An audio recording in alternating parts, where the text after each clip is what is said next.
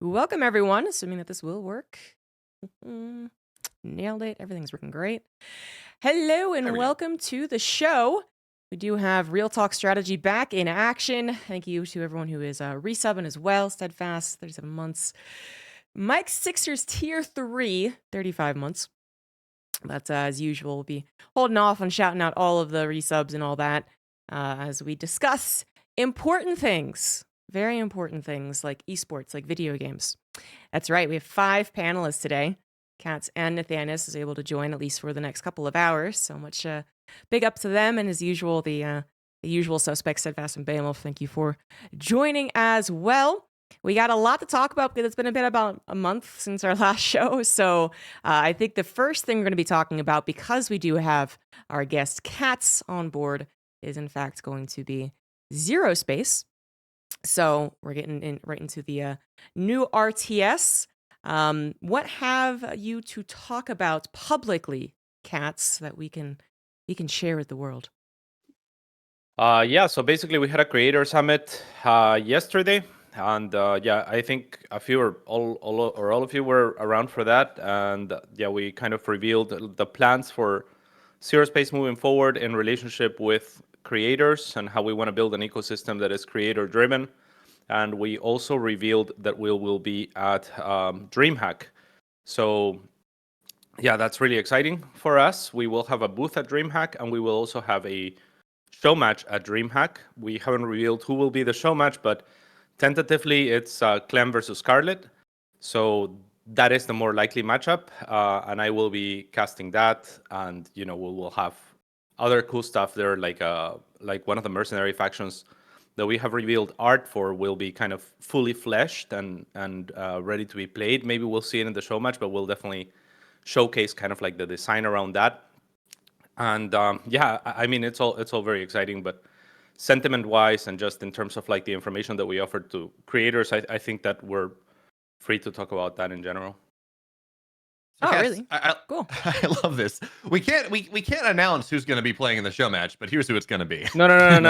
But it's different. I said tentatively. Beomulf is still sour about the Quidditch debacle. But, yep. I am bringing my jersey to one of my jerseys to Atlanta CatZ. That's like, we still have to prove it. I don't know. Yeah, this is tentatively Clem and Scarlet. As you know, they're both obviously willing to play. Clem won our first tournament that we hosted through Guardicio, and he's a pretty good player. And Scarlet is our best player, and they both will be at DreamHack already. They're both down to play, but like we're making sure that DreamHack, that there's no conflict with their schedule, or that they're not in the middle of a StarCraft match and have to completely swap mindsets and whatnot. So tentatively, that's what's going to happen. But because we haven't confirmed everything 100%, we can't say we can't put it in our own announcements. But I can let you guys know that that's most likely that's what we want. That's super hype. Mm-hmm. Is that going to be on Saturday? Yeah, that will be on Saturday. So there should be a tweet going out right now if Awesome Sauce is paying attention to the show. Awesome. Will that be on like the main stage, or where is that going to be? Do we know? That'll be on the main stage. I believe at 11 on Saturday. So let me just make sure that is pretty hype. I am, and I am. Oh, that's actually really exciting. Because hey, look, new RTS, very exciting. And we can talk. We can talk about first impressions. Oh no, we can't. Not yet. Okay, never mind. No, we can. No, we can. You can talk about first impressions. You can talk about what you saw in the summit. The embargo is to release content, like in-game content, just to try to sync up the beat with DreamHack Atlanta. So that'll be happening later. But for now, I'm pretty sure, we can talk about kind of just first impressions on what you saw at the summit. Yeah, Bio had a lot of good questions actually during it. Most of the questions. It's all that I felt called out. It's I guess that Stormgate Next experience. But no, I messed around with it for a while. Like it felt clean, dude. I am very excited for Atlanta. That's gonna be awesome. It felt really good. The visuals are very sharp. That was probably the biggest thing. It seems like the unit outlines are really well done. Like everything pops. It looks really good. It is. I play on like 4K. You guys know I'm like a super nerd with my stuff, but I really thought it looked really nice. So then it does beg the question: what organizer, or like, is it going to be Wardy or Pig or somebody who's going to be the first one to be like, I'm doing an RTS like pentathlon? You know, you say that. There's a guy in ZombieGrub's community. Actually, no, he's in chat right now named Barrett, who has been talking about offhand, like doing something like that, doing a StarCraft / I guess now ZeroSpace and Stormgate maybe, and then AoE 4 maybe, and then like what's the war something that he's really into. That's less of an RTS, but whatever, and like Wargroove, thank you, and doing this like big conglomeration of things. It would be funny to put Immortal Gates of Fire in there. And then in the grand finals, you have to play. In the grand finals, we fly them out to use 2 PS1 controllers on an old Command and Conquer Red Alert setup. Yes. We just 1v1 on a PlayStation 1 on top of like a cruise ship or something. AoE helicopters. Each player on a different helicopter. Oh, yeah. That's the way to do it. Got an Ethernet cable just going from chopper to chopper. I love it. And the relative heights are a function of your supply lead. So like the more supply you have, the higher you're up. So we're got full Hunger Games here. I like it. I like it. The air starts getting real thin as your supply. It's not comeback mechanic. Comeback but mechanic, it's definitely a penalty for having higher supply. It's Brood War all over again. Brood War, you can't control everything. Now you can't control your own brain. I have been saying unironically, I think that haptic esports, now I think we're a really far way away from it, but I think like 15, 20 years down the line, we could actually have some like first person shooters where, you get shot and you're wearing a suit and you feel that shit, That already existed. It does exist, but it's so prohibitively expensive. Yeah. But the fact that it exists makes me think that like we could actually see it become a thing, and I think that'd be pretty cool. Are you familiar? There is VR esports. Like they did have VR, like a VR FPS league that ESL was running at one point. Yeah, but I don't think it worked out very well. They're trying to combine athletics with games, with non-violence, e-gaming competition. Good luck with that. Yeah. Like I said, I think it's a ways away. ZeroSpace, not the VR thing. I haven't got around to playing it yet, but looking forward to trying it out. It's smooth. So that's exciting. We have some actual playable RTS, perhaps in the near future, I suppose. Which, doesn't feel so much as if it's in the near future because it's getting closer to development, but rather that the year 2023 is going by way too fast. It's actually almost already December, so. Yeah. Not cool, man, not cool. But it's finally getting colder. I don't know how many of you are actually experiencing. It's been cold. It's been freaking cold. It's been freezing. Oh, okay. It's been down to probably like -2 Celsius, like 27 F out here every day. No, in Japan, I was uncomfortable wearing jeans and a t-shirt. Like it was 75, 80, like 70, 75 to 79. I guess it stopped being in the 80s, but still, when it's sunny, I was like, this sucks because Japan figured that it was going to be, I guess, cold, so they stopped turning on air conditioning everywhere. So it was very uncomfortable. But it's not a weather report, is it? Sorry. I went from 30 degrees Celsius, which is what, like 90 Fahrenheit? Yeah, it's toasty. Something like that. To the second day back, we had hail, and it was 1 degree. What's hail? Like again? I literally, hail is like kind of like freezing rain, sort of. But blocks it's of already ice. frozen. Like it hurts? It hurts? Oh, okay. Yeah. Oh, I mean, if you got hit with it, it would hurt. Yeah, like if it's big enough. Okay. Absolutely. I think even if it's kind of small, I mean, it's coming down pretty fast. So yeah, gravity is a hell. I once played a Quidditch match in the hail. Oh boy. Of course you did. Here we go. I was very sad. had to actually. The other team forfeited, and we couldn't get to play the game. But the CatZ, there's your shout out. Thank you. There's your world of context. All right. Well, that aside, so we have ZeroSpace to look forward to in Atlanta. That's the big announcement, I guess, that we got to make, even though I think it's going to announce it soon anyway. But It's on thank you, Twitter CatZ, for now. that. So Yeah, okay, great. So you guys interact with the tweet. And now we can, I guess, talk a little bit about the artists that we're used to. I don't think there's any Stormgate news that we really can talk about as we would usually do. But we can get into StarCraft stuff, which has been a lot in the last couple of weeks. Which we first want to talk about the regionals. As a StarCraft 2 talk show, we're actually going to talk about like the thing, the StarCraft thing. It's awesome. And it finished. So we know who is going to be absolutely at Atlanta, and then we can guess, I guess, who else is going to go as well. But they had a couple of banger games, some meta development, I suppose you could say, PvP. And otherwise, I mean, not too many surprises, I suppose. I'm trying to get it up now. But what do you guys think about the Atlanta lineup, I guess, as far as the seeded players? So there's one thing I'm watching more than anything else, and that is that Firefly may not be able to go, apparently. The ESL had the stuff in, but there's like some sort of statement of income or other things that I'm hearing that some people out of the Chinese saying that he can't go. And that would be the saddest thing ever, because this kid is the next big thing. He probably should have beaten Oliveira. I do appreciate seeing this twice. He probably should have beaten Oliveira in the round of 8, round of 4 in the upper bracket.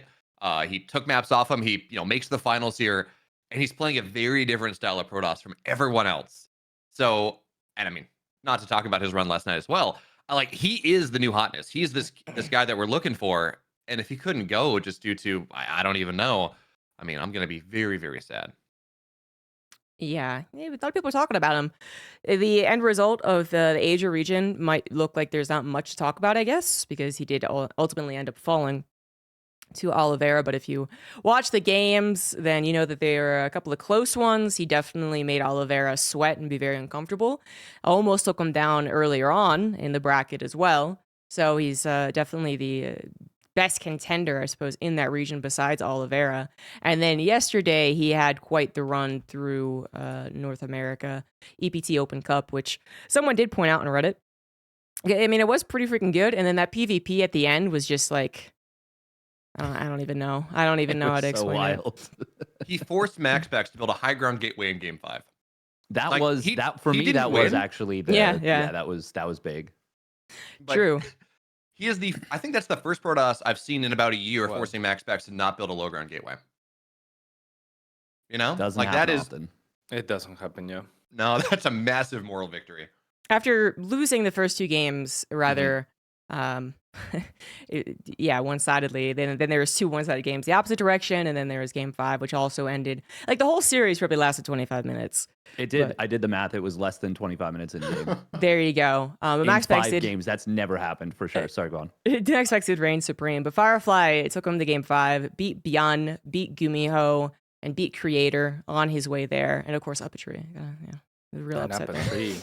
What? 2-0 Uppetry as well. That's wild. Yeah, exactly. Uppetry probably did better than Gumiho did. He might have. You don't know. It just says 2-0. It doesn't say what the supplies were. I did cast the Gumiho series, and he got annihilated. It was not. Not particularly close. I'm all happy that Gumiho got to, which I guess we can talk about that as well. I'm all happy that Gumiho got to the finals of GSL, but I really wasn't expecting it because I frankly don't think his TVP is very good. So that was weird for me. But we'll, I guess, do that after regionals, even though it happened before. But yes, in Asia, Firefly made a statement. Oliveira did win.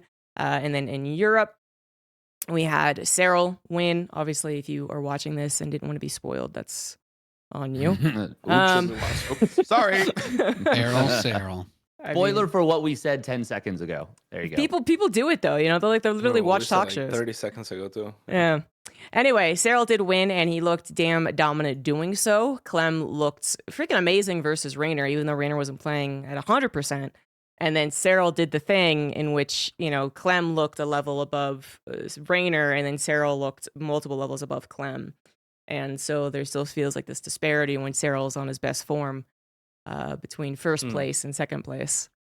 To be fair, I didn't feel. I feel like Clem maybe wasn't synced properly for the finals. I know that 2 days before when he played Cyril, he felt like he could have played better and won.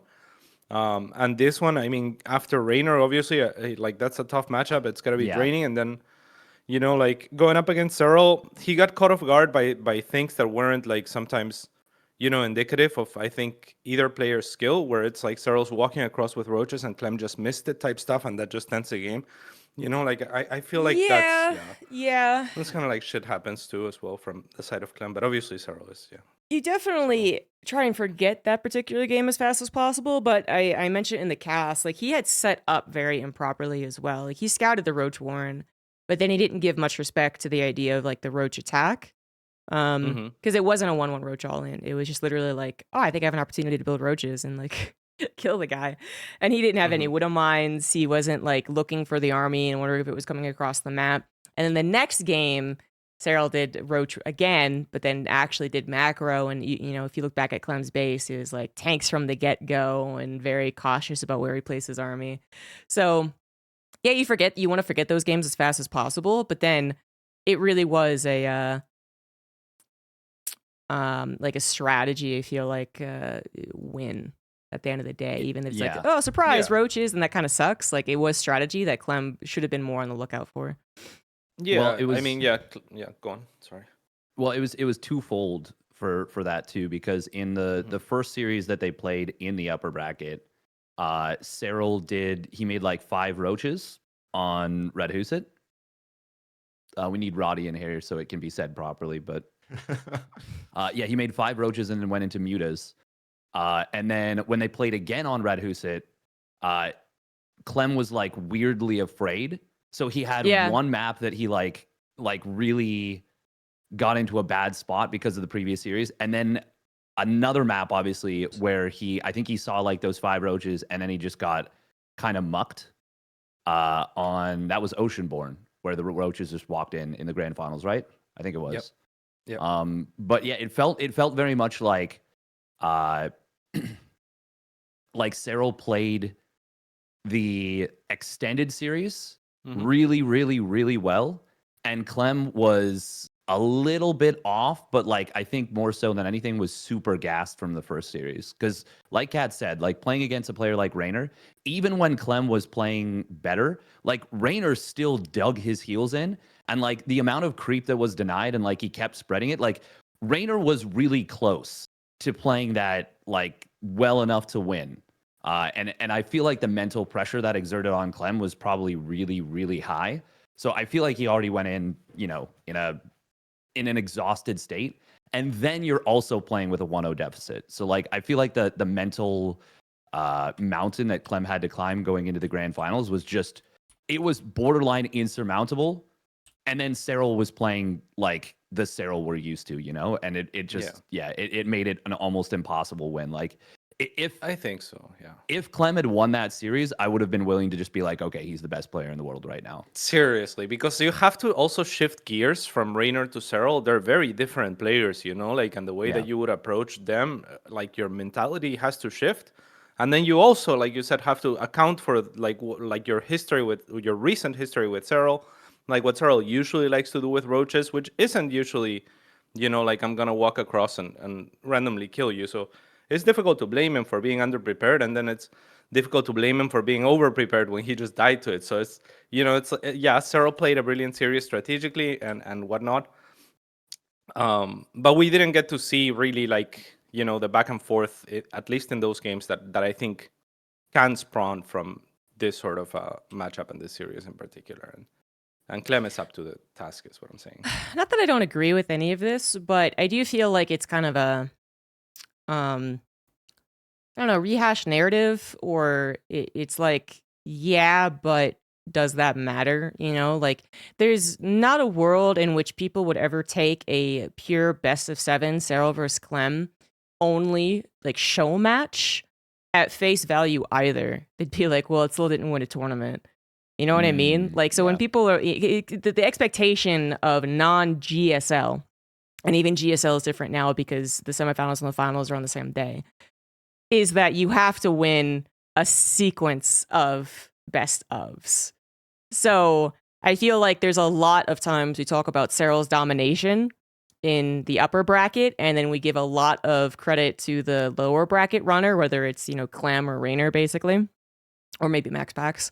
And we're like, well, they had to play like the previous series, and they prepare for that first, and then they're kind of tired and whatever. And it's like, yeah, but these things they're like, I feel like they don't need to be re-explained. They're part for the course, yeah, exactly, the part for the course. So, and then if you do get a show match set up, people are still going to be like, well, it's not a tournament, so like, who cares if that happened? Which happened all the time. It feels like with certain matchups, we're like, well, we saw exactly what happened when this actually was set up in a perfect ideal scenario, and then again, people were just like, well, this tournament wasn't as good. It didn't have as deep of a lineup. So that was the only competition that they, whatever it was. So I guess what I'm saying is, in a vacuum, yeah, we should be talking about that. But then Cyril, I guess, did get to the finals, and so deservedly gets to dominate against a tired opponent, I suppose. But ZombieGrub, here's the question though: which is like the bigger cope argument, right? We can talk about Clem, lower bracket, he's tired. Rainer comes and forces him to play differently, or is it the whole, oh, Mario was jet lagged and that's why he didn't win Katowice this year? Yeah. There's always an excuse, isn't there?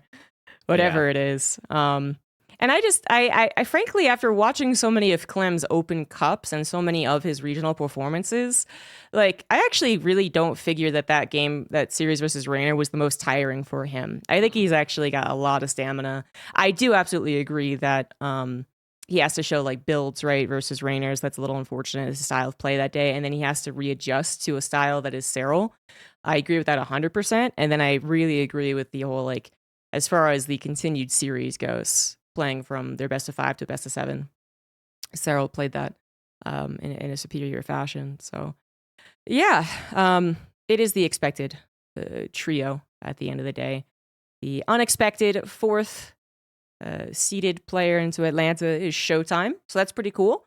Protoss still has someone representing, even though Max Pax did fall. Did not have his best games versus Clem.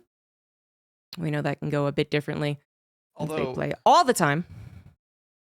Realistically, ZombieGrub, is that surprising? I think Clem had won the last 6 series going into it. I mean, granted, that was a month, but even still. And then Max Pax never performs in ESL in ESL regionals. For whatever reason, we see him drop out lower bracket quarterfinals, lower bracket round of 8, whatever it is. I mean, we see him. He doesn't make those deep runs that we're used to seeing him do on.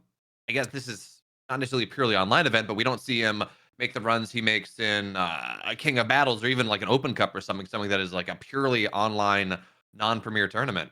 This is, well, in my mind, this is the expected outcome for Max Pax. He did make it top 4 last season, but he made top 2. Top 2, so yeah, sorry, he made it to the finals. True, yeah, he took 2 maps off Cyril. Like, he was actually not a far cry away from becoming the regional champion. Like, he was the closest player to beating Cyril. Yeah, so there's that. And then second of all, I'm going to be honest with you. There's a thing that I do, and I think a lot of commentators do at some points, whereas instead of analyzing exactly everything about the matchup and bringing up the Eligilac stats again and bringing up, the particular build that they used in a best of the previous week and really detailing what happened, they just say, well, this player's really good. They could have done better. Anyway, so we're moving on. And that's what I was doing, honestly. So Americas is up next. Estrella did 4-2 KatZ, who was the surprise second place, second seeded player into Atlanta for the Americas. And his best results in Americas / LATAM, I guess, because it's a combined circuit now. So yeah, I'd say that's his best result. Ed, we agree with that? Yeah, because he was third place in the last Latin American regional. So he beat Special 3-0, which is like his best result if it was. And Champ 3-0. So he beat the 2 contenders for Latin America without dropping a map, which is already cool. And then he didn't get his contract renewed with Team Liquid and won basically for me, he was playing 2 finals that day. So he was playing the finals against Trigger in the lower bracket to make it into Atlanta, and then he was playing the finals to try and qualify for IEM Katowice. Now, he obviously lost to Estrella, but that win versus Trigger, as much as I'm a Trigger fanboy, and I am Canadian and I love Trigger, I am actually really glad KatZ won that because that means we get him at Atlanta. And Trigger is going to, Basilisk will fly him there. If KatZ didn't come second, we might not see him at Atlanta. So I'm actually really, really happy about that result. That's a good point. Yeah. I think that's pretty much true as well. Not only is Basilisk very supportive, but then literally Trigger in North America makes it an easier tournament to attend. So good stuff for him. Any other surprises? I mean, Scarlet falling out faster than I think most people expected. ZVZ can always be a cruel beast, but Jam 3-0ing her was not what I expected. She had COVID, if we're making excuses. She had COVID, really? I don't know if it's COVID, but she sounded really bad, and yeah. She Oh, was okay. Because actually, the team house did have chicken soup, COVID. yeah. Like Estrella was playing GSL, recovering see. from COVID, Well, and then I guess she Yeah, had I asked was her if it was unscathed. COVID, and she said, I don't know, but it sounded like, yeah, it was COVID or something like COVID from the sound of her voice and from the, from the soups that she was eating and just, her Okay. unavailability, yeah. Yeah. Either way, it's super rough I because beat she her was in up. ZeroSpace practice as well, so it was. There we go. jamming Bad aspect. virus. Oh boy, here we go. Nice. Loved it. I mean, either way, it was pretty rough for Scarlet because she was up 2-0 over Estrella in the top side of the Yeah. bracket, and then she lost Yeah. six maps in a row. But Get like knocked out. even when she was up 2-0 though, it wasn't like she was doing it with really impressive plays necessarily. It was like she won with a Link Queenitis off of Estrella doing the most max Angel build I've ever seen. And a very quick third Nexus.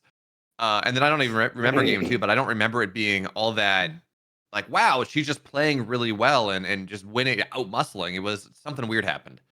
And then Estrella locked it down and started to play better and scouted properly and handled it. So I even going up 2-0 there, I mean, it's a best of 5. Cheese only carries you so far.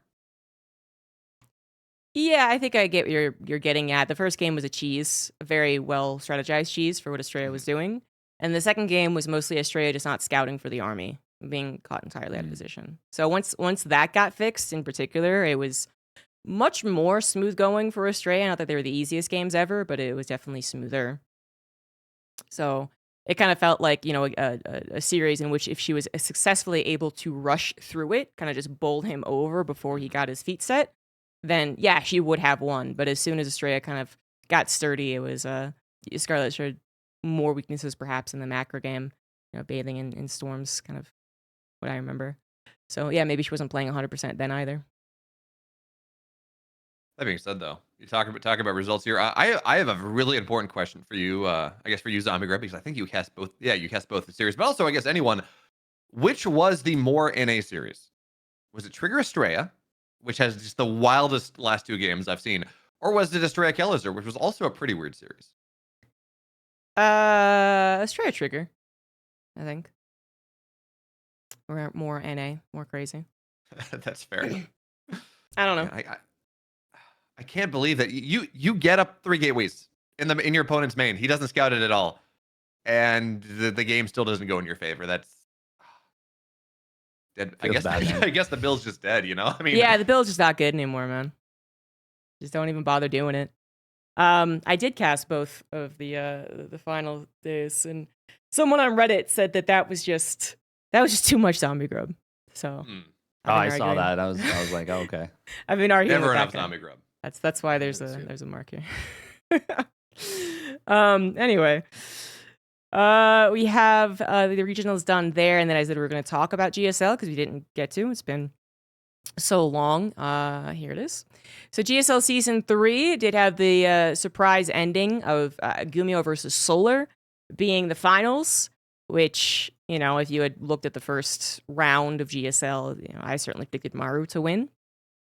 And then, I don't know, versus Dark again or something like that, versus Cure. Oh, and then when Maru lost, I thought Cure was going to win. So, Yeah. it ended up being unexpected. They had a Protoss make it to the round of 4, we had to go Classic, and then got beat by Gummio, which I just continue finding a little odd because Gummio still doesn't really impress me that much at the TVP. But he brought it out when he needed to, but then couldn't really do that versus Solar, who had a relatively easy path to his first GSL victory. Yay. Now, here's the first of all, I'm so glad that if a Zerg wins GSL, it's gonna be Solar, because then no one can be sad about a Zerg winning a tournament, and we are free a little bit of the balance winding for a little bit. But Nate, I know that you were very excited about those Cyclone builds, and talking about how you got your notepad, you're ready to go.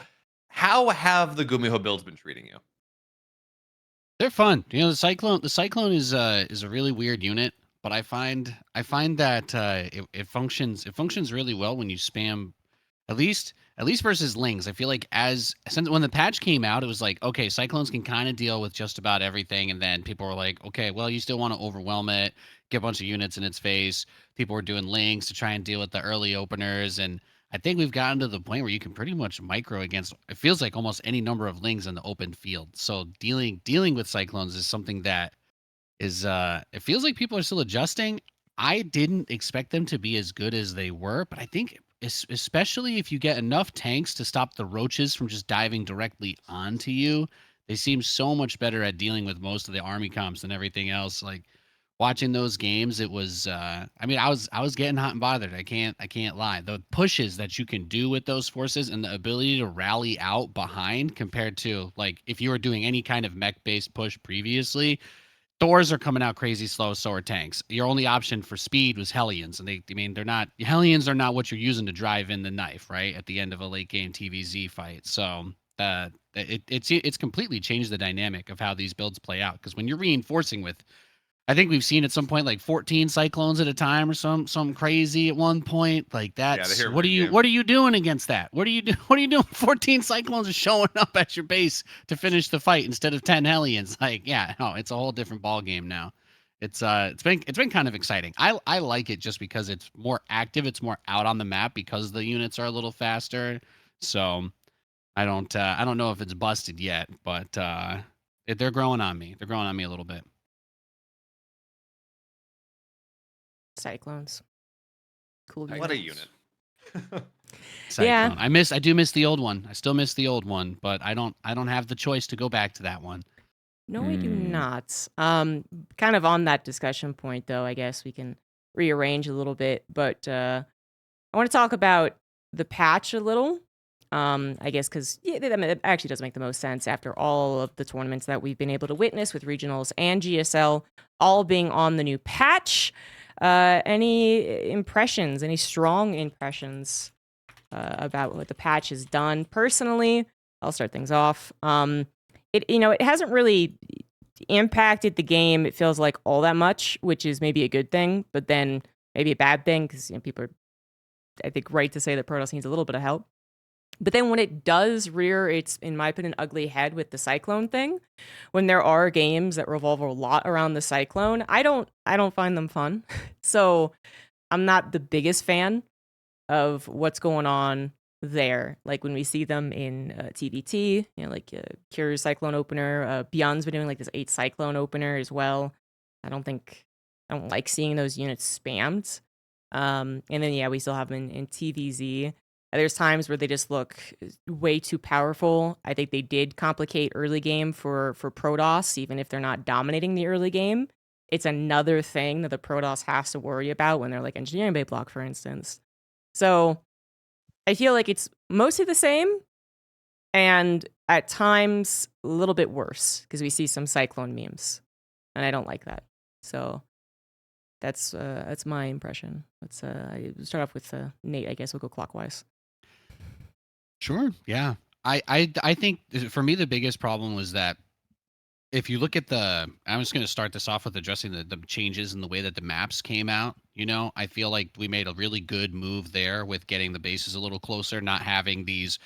Like it felt crazy that you went to a low ground and then there was a high ground above your third base on a lot of these maps, and the way, like, the path to get around them was a huge problem. So I think taking thirds got a bit easier. I thought that this was one of the biggest things that would help Protoss coming into this.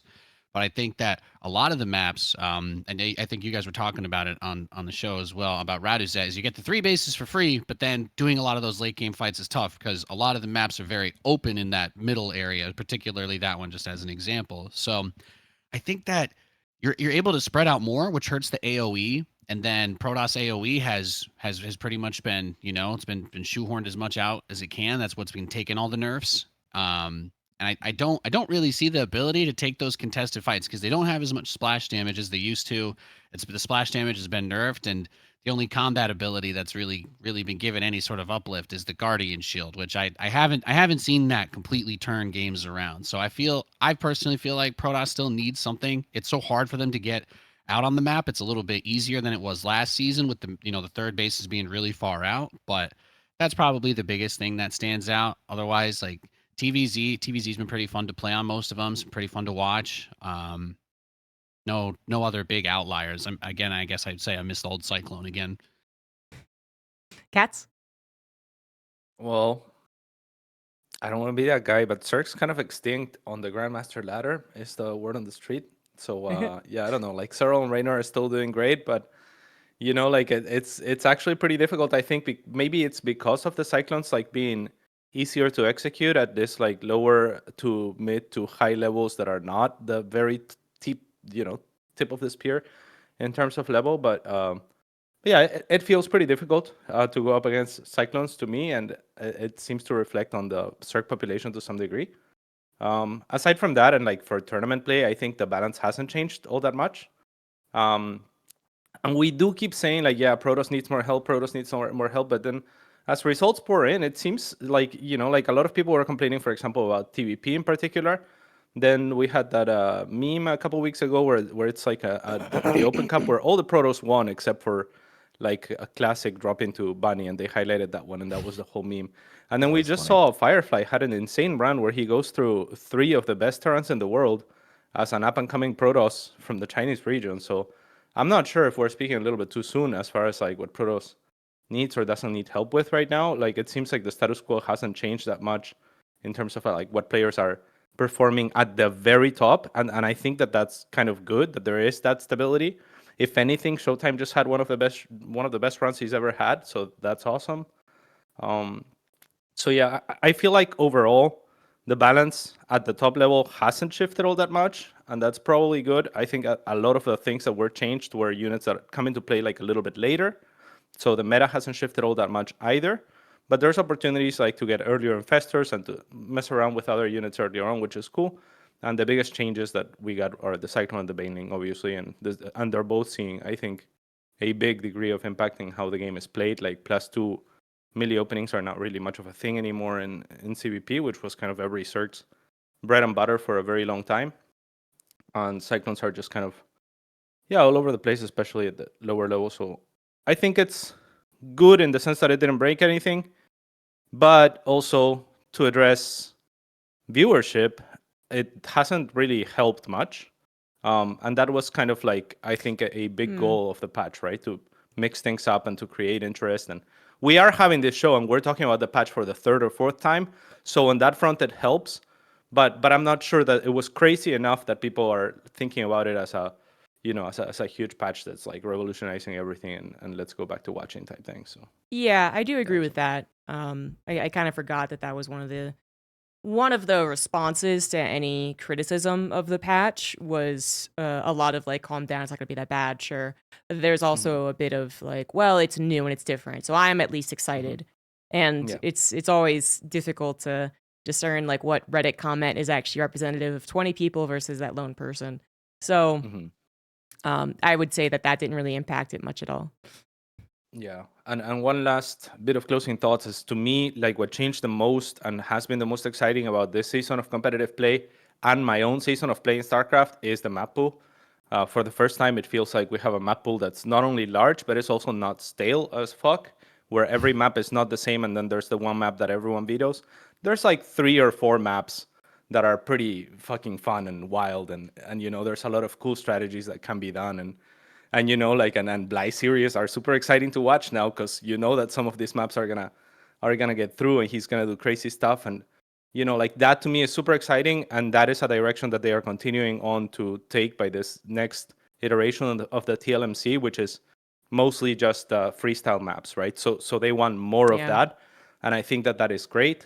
That to me has shown some of the best, most fun games to watch this season, and to play also for me has been the most fun on this map. So props on that front. And yeah, I already got to see some of the submissions for TLMC, because I'm a judge for TLMC for the last many seasons, and there's some fucking crazy awesome maps. So that is to me very exciting, maybe the highlight of it. Cool. Yeah, and we'll talk about TLMC as well. Beomulf? First of all, I agree with everyone that the maps are just such a big deal. Yeah, I've been pushing for that for a while. I'm so happy that we get it. And Red said has to be maybe not to play, but to watch.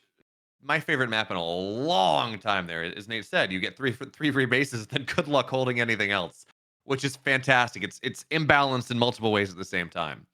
But I think with respect to the balance patch itself, I think we're still figuring it out. I don't think so. I know there's been discussion about how Protoss needs more help. Well, I think Protoss are figuring out a new way to play right now that is actually really solid. That is able to handle. I mean, yes, there was that month of Terran dominance with the Cyclones and everything changed, and the TVP win rate in the GSL was disgustingly Terran favored. But in general, I think we are starting to see Protoss players figure things out a little bit more. I think the buffs to armor actually changed a decent amount. We're seeing more double forge play now against Terran, which is making these big tanky zealot armies work out a little bit better. But again, more importantly here, I think things are getting figured out. And then I look at it's one thing to look at the results and say, wow, Showtime lost to a Zerg and Raynor and whatever. First of all, he had a great run. Second of all, you look at those games that he lost, or anyone, or like Hearthstone Game 5, those were games that the Protoss player should have won. Those were games that absolutely they were in winning positions, and then they fumble the bag in the hardest way. And I don't think it's fair to say, wow, that's just a balance concern. I think that Protoss is really actually has been helped pretty significantly by the patch. But we're seeing mistakes that if you saw Cyril be making this, we're like, holy crap, what happened to Cyril? But because we're just used, I mean, I look at Game 4, Raynor and Showtime.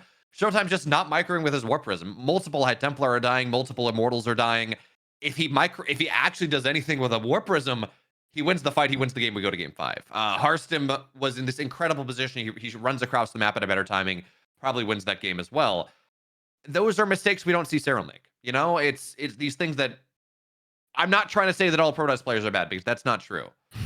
But we are seeing unless okay, not all Protoss players at the pro level are very good. The Protoss players that 2-base all in me like a bunch of monkeys, those are bad players. Anyways, that's a different question. Or apes. There we go. That's the NA terminology.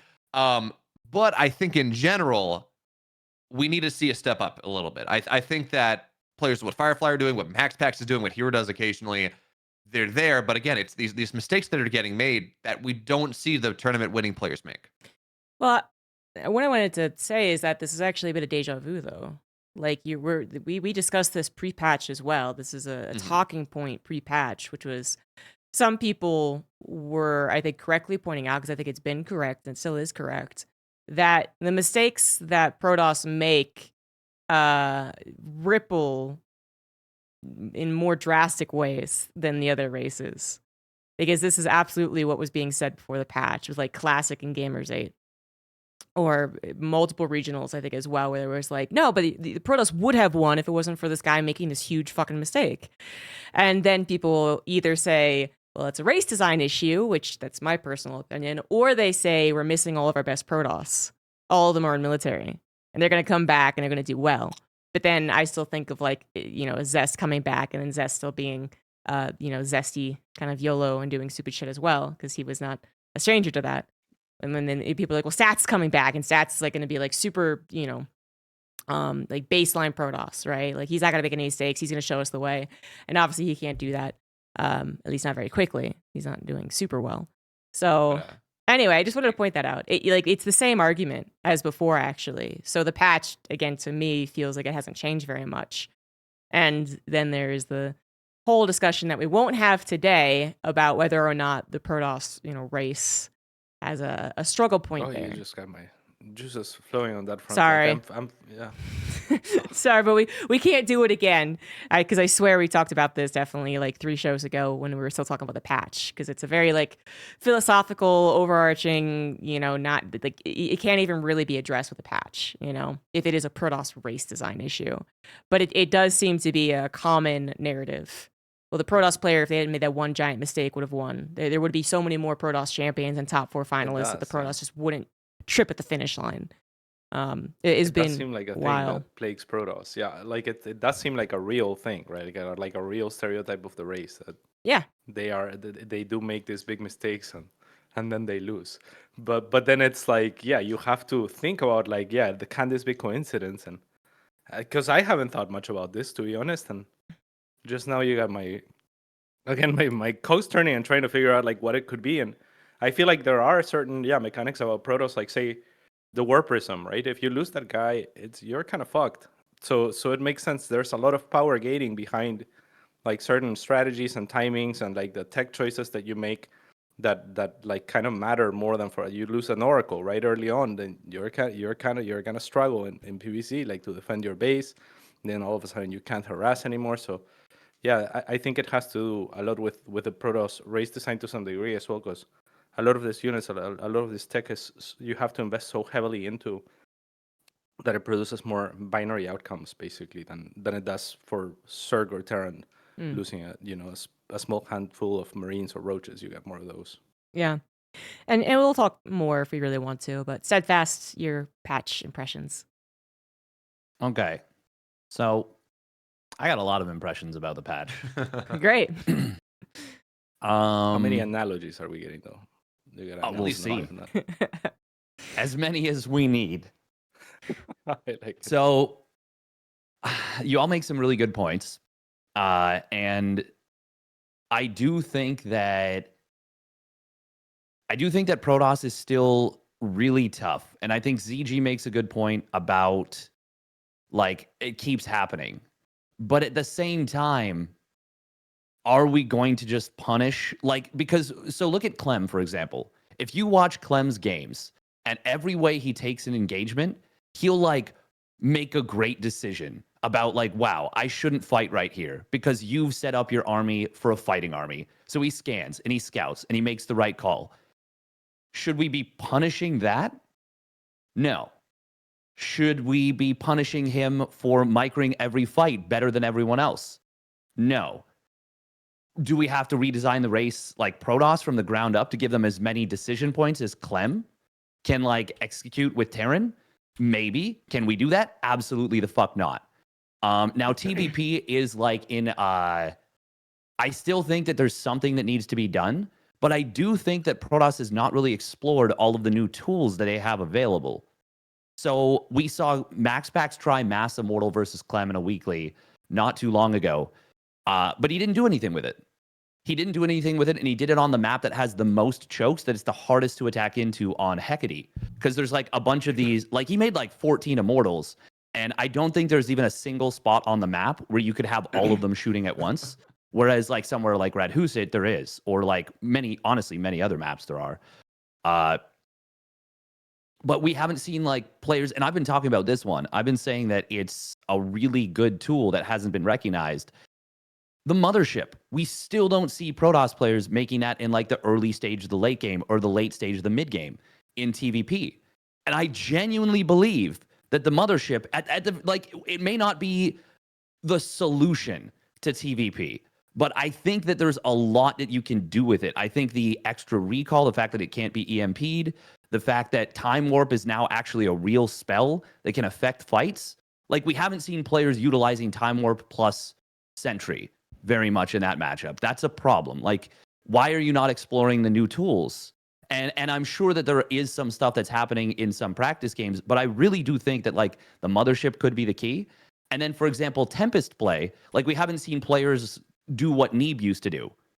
Like, the only time we saw it is Estrella versus Kellizer in the very final game of the ESL NA Regionals. And granted, Kellizer made a lot of mistakes staying on bio, but like Cannon, Disruptor, Templar, Tempest, it looked really fucking good.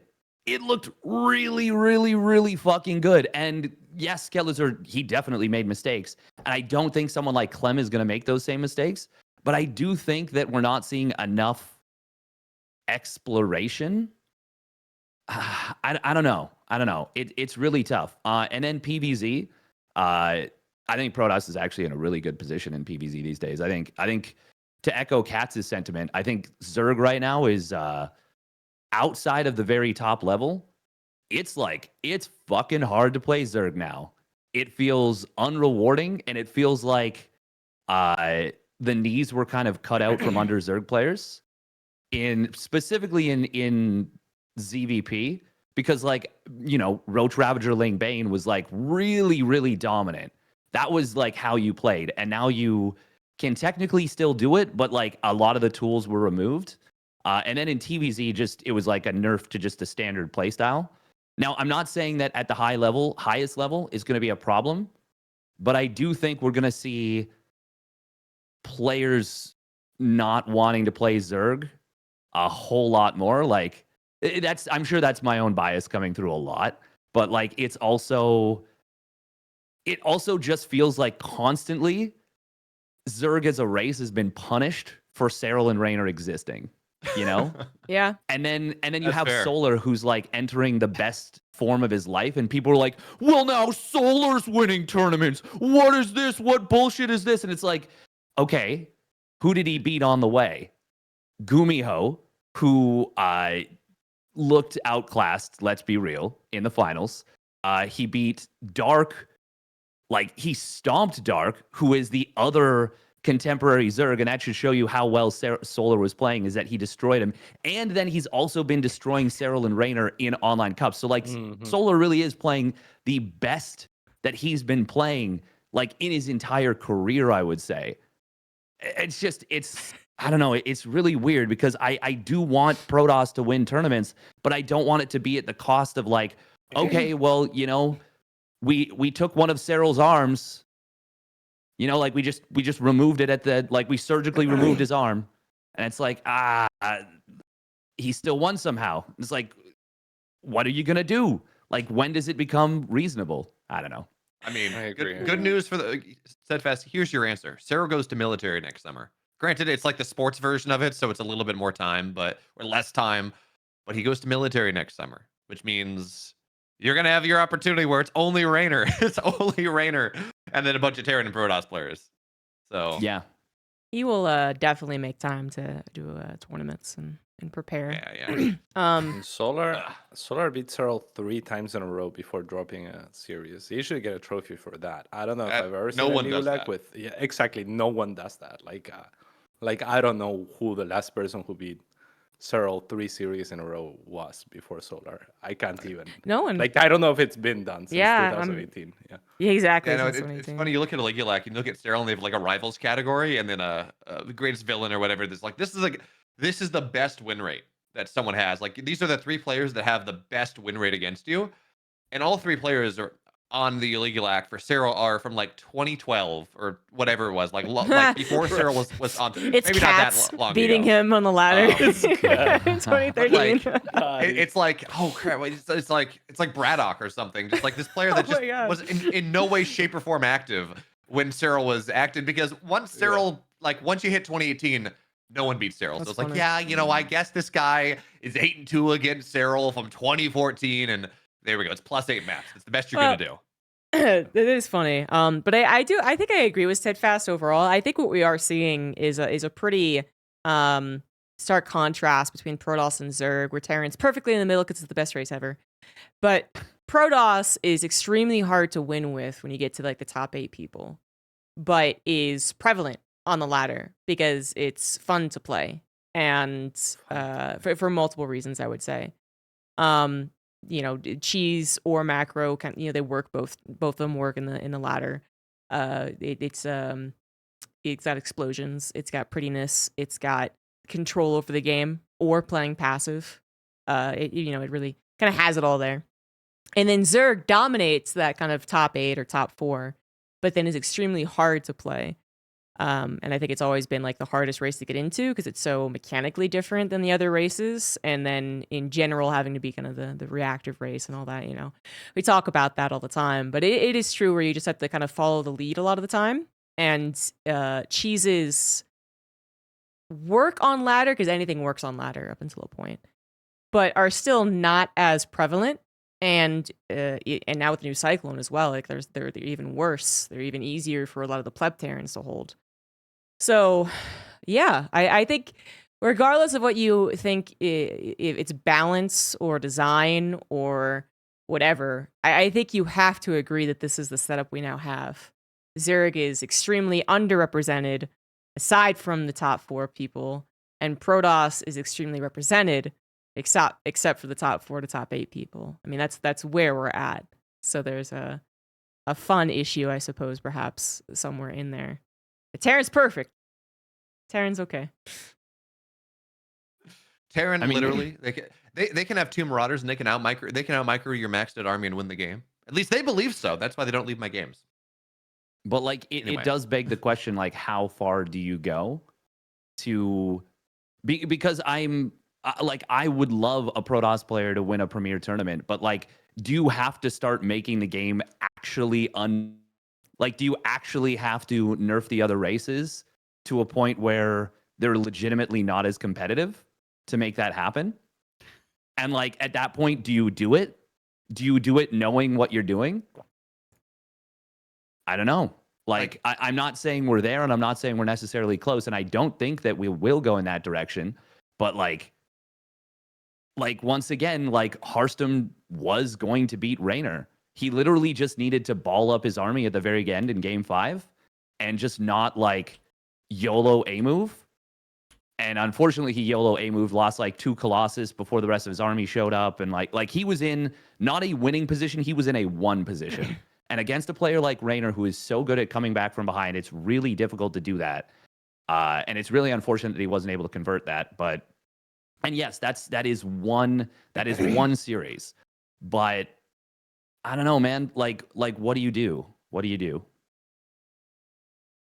Yeah, it's hard too, right? Because we're in this situation where the competitive ecosystem of StarCraft is small. There are how many people that are going to conceivably, just based on skill alone, that are going to win a tournament?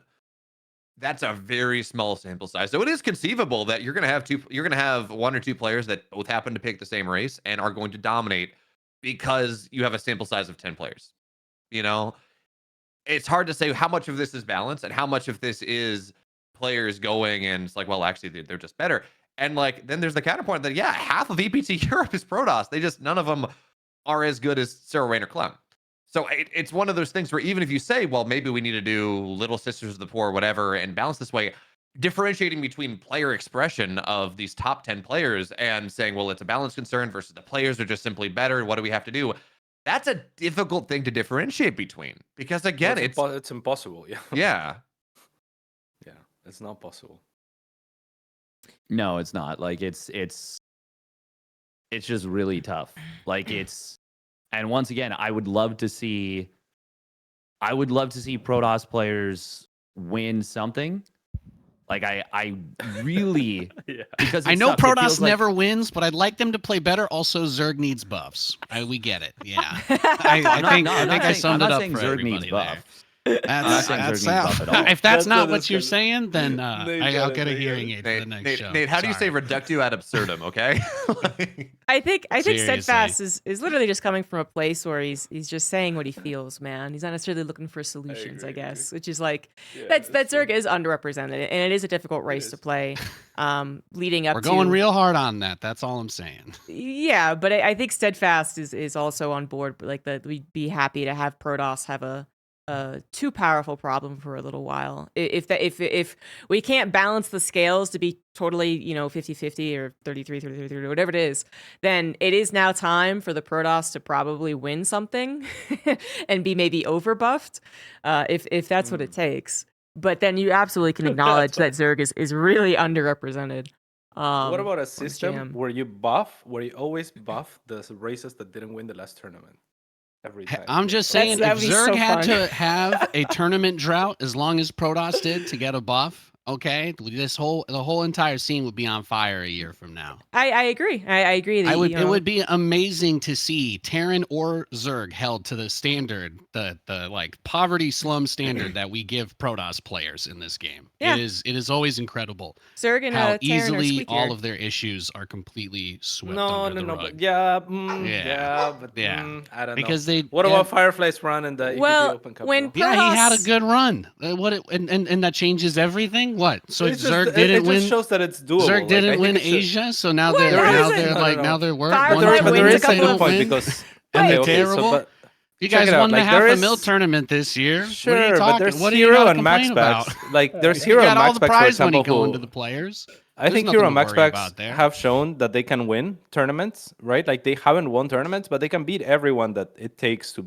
Well, win you a know, when tournament. Max Pack shows up to a tournament, it would be awesome to watch him play. I'd love to see him. I Well, can't wait. Yeah, but that's I just the can't wait to point, see him right? playing a tournament. That would be great. Yeah, but that's just the point. If the best representative isn't even willing to show up to a tournament, is it fair to say that that Protoss is so if the fucking best weak representative is a and give guy him- that has to play with the advantage of nobody knowing anything at all about him, Oh, then that's not- maybe there's another issue that Well, needs yeah. to be How addressed. is that an Not even advantage? that. I don't think Maybe- that's an so advantage. Maybe there's Nate. maybe there's another issue that needs to be Wait, how addressed, is that an guys. advantage? How is that an advantage right. in game? Though? There's How no is You that an can't advantage just in game? hold one guy up as your token and say that everything's fine. That's not how shit works. Wait, Nate, But you that's have his exactly what we're replays. doing on the If other end Max too, Packs right? is It's That's like- not playing how under it a works, barcode. man. But that's This is not exactly how what it we do for works. Cyril, isn't He it? doesn't play Isn't- with the pressure of a camera on his face like anybody else. He doesn't play with the pressure Oh, of being come on a on. stage like Playing with anybody the pressure else. of a camera on his face. There was Hey. no That's there was no just- cameras though. For Hey, you can say whatever you regionals want. this If you've year. been in that situation, you know people are looking at you when you're playing. It's a factor. I don't. That is You don't have to 100% It's agree a with factor, me. but you can get You don't you have can to get used agree with it, me, yeah. but he doesn't. He's not held to the same standard as everybody else in the space.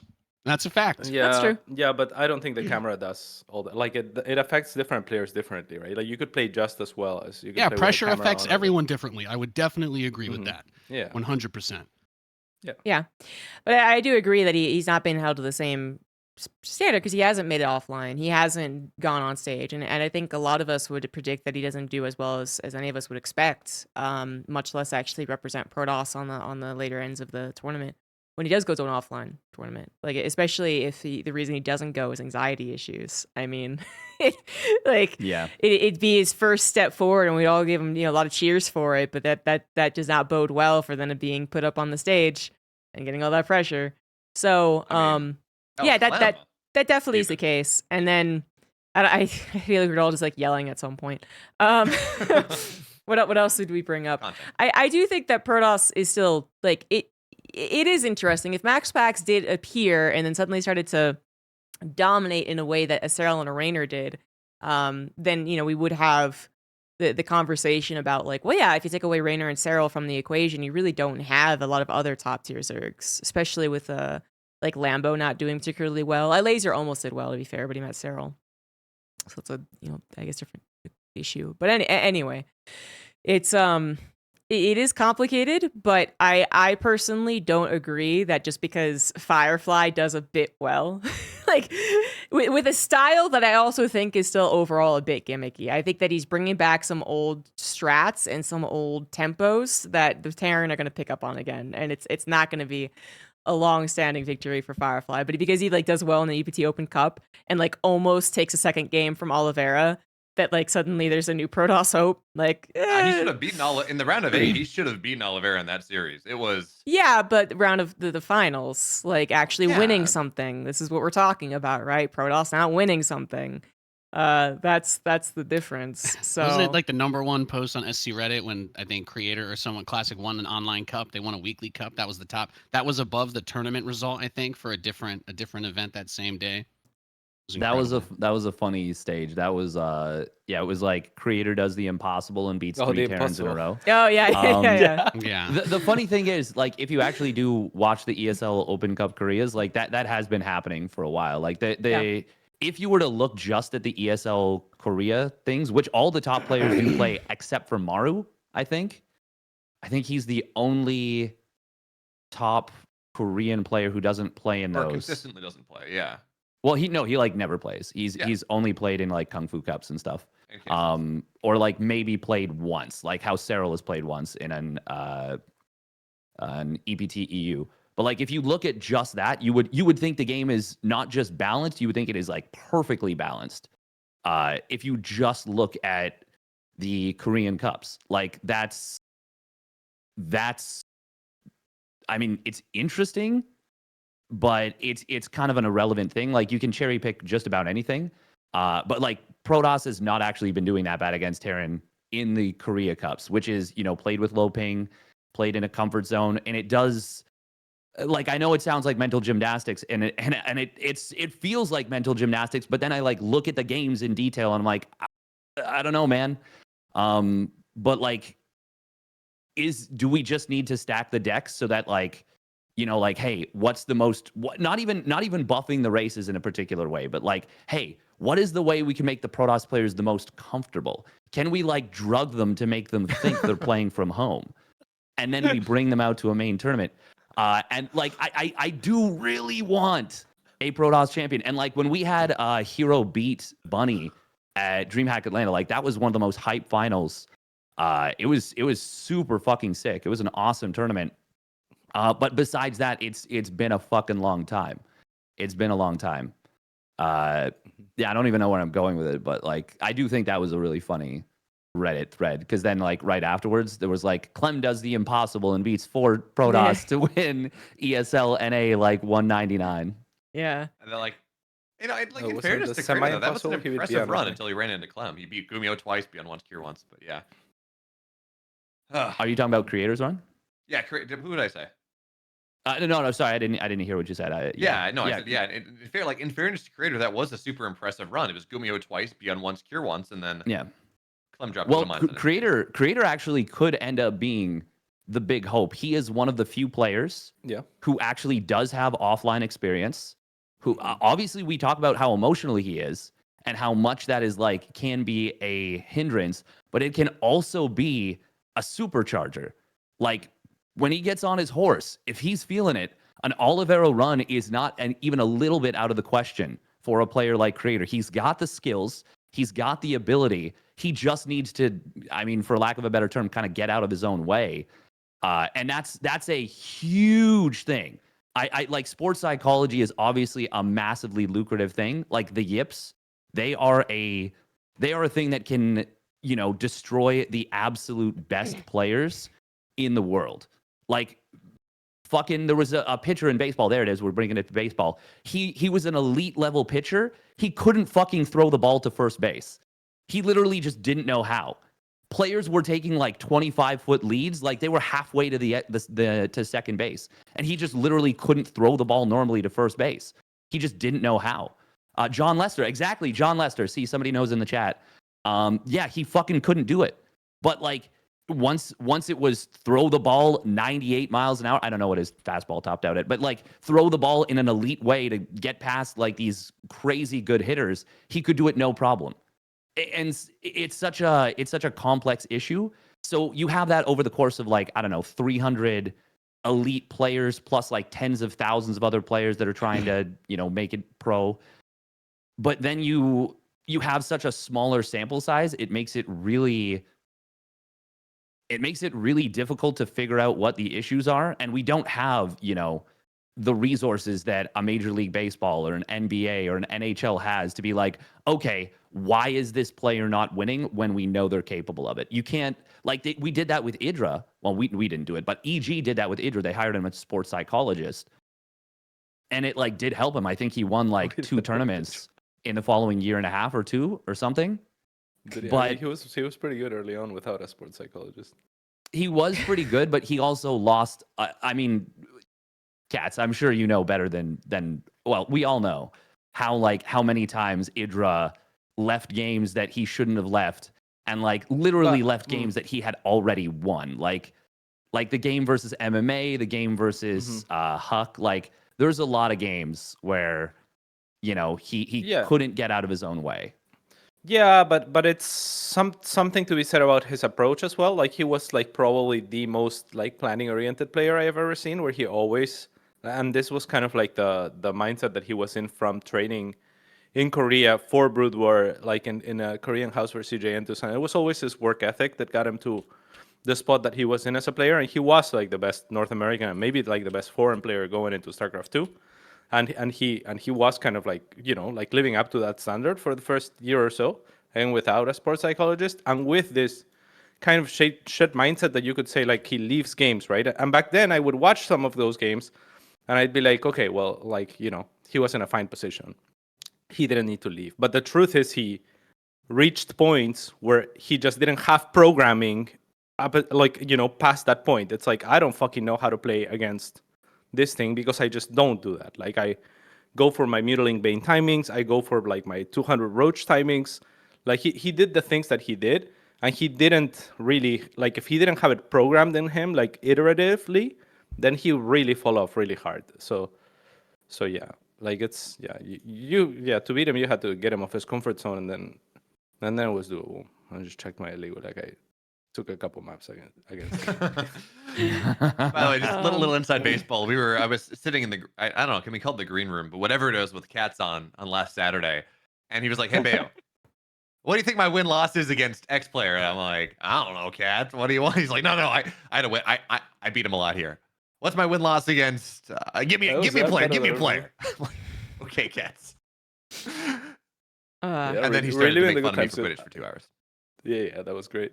But yeah, I sometimes like to check because I don't remember, right? Like I don't want to talk out of my ass. It's like I can beat Idra and stuff. So I wanna check on a Legolag, or like I was checking like against like White Red, like some of the better players of the time, Like I pretty much have no win records against any of them. Like I'm not no winning records, but I'm pretty close against most of them. So it's it feels good to revisit, I guess.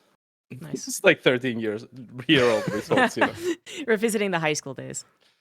Yeah, basically. Yeah. I don't know where we got to, but I know where we started. And where we started is basically what I kind of said earlier, which was like, we can talk about it if we want to, but we've also discussed this a little bit before the patch even happened, and it's kind of the same conversation and the same end result, which is like, none of us have a perfect answer.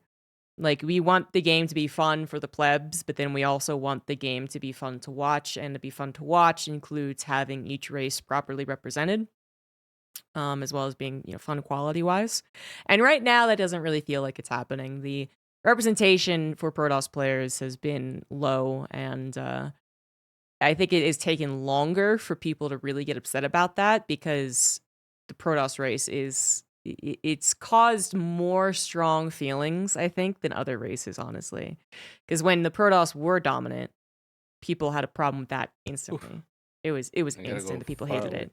So Yeah. that's just how long I think it's taken. Like, literally, I think it's been a problem for longer than the community has been really harsh about talking about You it, gotta go like to MC and stuff. really loud.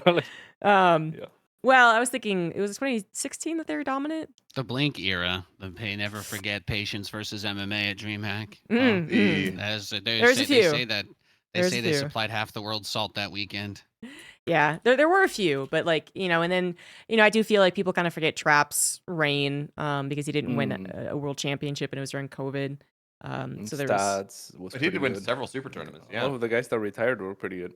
They were. That's They another were. one of the arguments, right? Yeah. Yeah. And then, we even have someone in chat absolutely bringing up that the World Championships hasn't actually had a Terran for a long time. And, it was the first TVT ever, actually at Katowice this past year. So, I mean, it's not that there's not discussion about, like, can something happen? Anything can happen. Oliveira wins a World Championship. But I feel like the pattern has been set, and generally it's not good for Protoss, and it would be nicer if a Protoss would make it to the finals of more But tournaments. there's another pattern. It's so difficult. It's an impossible problem to address, I think, because how do you buff Protoss without buffing, like, at the moment, representation for Europe Protoss in the pro circuit? Because we've been talking about, like, GM, like, it's tough out there to be a circuit, like 20% of GM or whatever the fuck. But like actual professional players, right? You have 7 Circs qualifying, 7 Terrans qualifying, and 18 Protoss qualifying. Yep. So they're not winning, but clearly at the professional level, it's not like, like, it's not like they're underperforming in that sense either. Like, That's what I was saying. Like, after Cyril and Raynor, you don't have a lot. I So think it's a game. It's like a game quality issue, is what it feels like. Getting in, beating people in matches with low prep. That's where Protoss shines. I think that's why the impression of them is so negative, right? Because you go on ladder, you play a Protoss, and he's gonna do one of 20 builds that's designed to win within 5 minutes. And if you react for a Stargate and he goes Robo, you're dead, right? Like, this kind of stuff happens. You get cannon rushed. So people get that really negative impression. It makes them really strong in limited series, especially like qualifiers for these events. But once you get any time to prep and kind of prepare, once the gimmicks are out in the open, there isn't really like that consistent, right? You don't see that out of anybody really.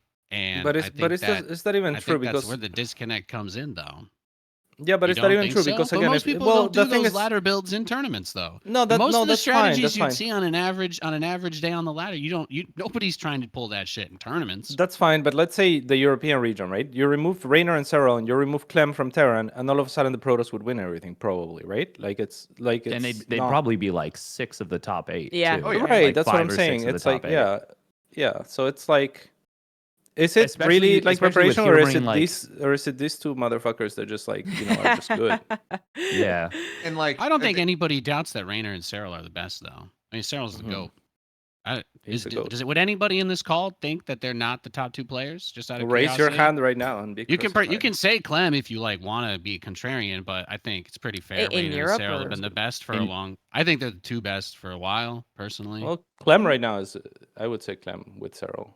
I'd say over Clem's Reynor. close. Yeah, that's fair. But Reynor does grow in big events, so it's always hard to say. Yeah, Reynor. Yeah. So Reynor, he legitimately practices Archon versus 4+ players when he is preparing. Like that's why he won Gamers 8. And like I do really think that if Reynor had run into like Classic in the playoffs, he might have gotten knocked out in the round of 8. Like because Classic had already beaten Serral, he'd already beaten Reynor. Like Classic looked really good in PvZ specifically, and then he happened to run into the highest performing TVP player like in the world, and it was like it's because it's not just that the balance is bad. There's also fucking bad luck that's compounding this shit. Like Classic showed up so ready to go at Gamers 8, and then he runs into Cure, and it's fucking sad. But yeah, Reynor I actually don't think Reynor is a top 2 player in the world. I think Serral is the best, but I think Reynor is too dependent on that crazy, unsustainable training regimen. Like it's not possible to do that all the time. Like you would literally just burn out. That's like what Petit Drogo used to do. Like he would go super, super ham for all of these tournaments. But yeah, I don't think I still think Reynor is extremely good. Like I think he's Sorry, that on his wasn't worst day, like top 5. It wasn't really like the point about him being the best, but I just think that we're not saying that these guys are in the balance discussion at all. That's more what I was going for. Yeah. But it's one of those things that when we talk about overall results and we talk about representation, I don't know that you can divorce Serral, Reynor, Clem from everything else, because again, we wouldn't be if Serral, Reynor, Clem didn't exist, we wouldn't be having these complaints. Not Because it at would be all. 6 out of 8. Every I mean, season. I would go so far as to say the thing is for me, Reynor and Clem actually is a little bit now falls into that category more so, especially in TVP these days. But I think actually, if you just remove Serral, like things become drastically different. 100%. Like just Serral. Just Serral. You're completely right. It's like it's because he wins like pretty much everything that Clem doesn't win, basically, right? You remove like Serral and Clem, and we have like different champions for like the last like 8 seasons, basically. So it could be anyone. I think it probably does end up being Reynor, at least in EU for the majority. Probably coming up to this. Max Pax would have probably won a couple by now, and I mean, the form that Showtime was on this season, maybe not to Clem, but like Showtime probably hits top 2. He qualifies directly to Atlanta.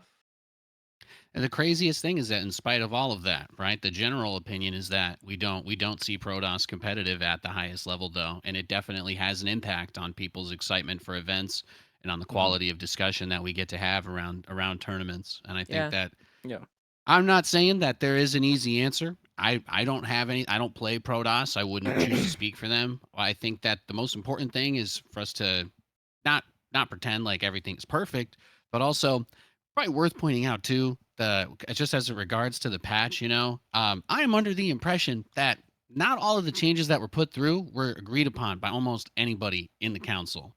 I don't really care to say that, but some shit got forced through that nobody in there wanted. And I think that people need to be aware of that, because if changes are going to happen to the game that the stewards of the game are not even in any sort of level of agreeance upon putting in, then people are just going to have to accept that fundamental aspects of StarCraft are going to continue to change in a somewhat random manner Kind of like, you know, the But it's reduction in not- game quality. yeah. You think about the Cyclone though, right? You know, you talk about what happens with Zerg players leaving the ladder, being aggressive versus Terran. If they're doing a Hellion opening, that reactor used to be a weakness. Now you just make 2 Cyclones if you see anything with the Reaper. You don't have to rush out a tank. All of a sudden, you know, the dynamics of the way that the game gets played out has changed in a huge way in this update for a change that most people on the council didn't even want in. So I think it's You were just probably praising the it's one Cyclone, of though. those it's one of those things. It's one of those. Well, I can say that it's a bad change and say that I win with it. You know, Yeah, I'm yeah. capable of divorcing those two. No, but you said it Is was winning fun, the games of Gloomy Hope StarCraft openings were fun? fun. Can I make use of the clay see. that I have? Yes, but do I wish I had different clay? Yes, I can say both of those at the same time. Yes. But a I got fundamental it. change to the game that completely breaks down the normal matchup dynamics. You know, at the pro level, it's true that we haven't seen that huge shift in somebody coming up or falling out. But on the ladder, we are seeing that it has a huge impact on where people end up. And it's something that we need to be cautious about. And I just feel like it's important for people to understand that it's not, you know, some of these things are just completely outside the control of anybody in the community. Yeah. I I mean, mean, kind of, right?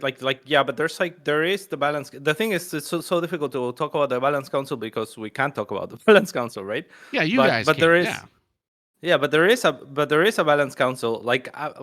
Yeah, I can see the balance council at work, right? And I know that there is ongoing discussions and there is representation, and people have a say, and a lot of it's. See, I don't know what I can say. It's okay. But You don't. that's- Hey, it's okay, but that's- Paolo. I said it for you. I love you, buddy. No, but you didn't say it for me though. But that's the stuff thing. getting forced through is gonna eventually become But a it's problem. not. That's It's all not I'm necessary. saying. But it's That is not getting exactly forced what- through. Like people do no, have it a voice. did. That is what like I'm everyone. saying. No, it did, Everyone though. does have a voice. Like it's not it's impossible when you have a council that is more than one person that everyone agrees on everything, but people do have a voice, right? So I think I can say as much. It's not like anyone is like completely forcing something that's like there is a vision, there is goals for the patch, and then there is agents that try to consolidate and try to make stuff happen as opposed to giving everyone equal weight where nothing would ever get done because it's I impossible. believe you all for- have the for best multiple people interests to of the do game at heart. I do. I believe that. But I also believe that you guys, even as a collective, do not have the final say on what goes in these patches. And I know you're not allowed to talk about that, so I'm just saying that it's one of the reasons why I don't think it's worth putting too much heat on the council for some of these things, because I think if they could have vetoed the Cyclone change, they would have. So I'm gonna say something, and I'm gonna take on the risk just a little bit myself. And I'm gonna say this without having signed an NDA. Yeah. But I will say that the way things are being done now are different than they were before. Sure. I Yes. certainly hope so. I think you can say that And- even if you're under NDA, actually. I don't know if you could. I feel like you actually might not be able to. Depends on the terms of the NDA, yeah. But without getting into the details, things are fair point, Rainer. Without getting into the details, yeah, like things are going to probably be better with the next stage of things. It's going to be.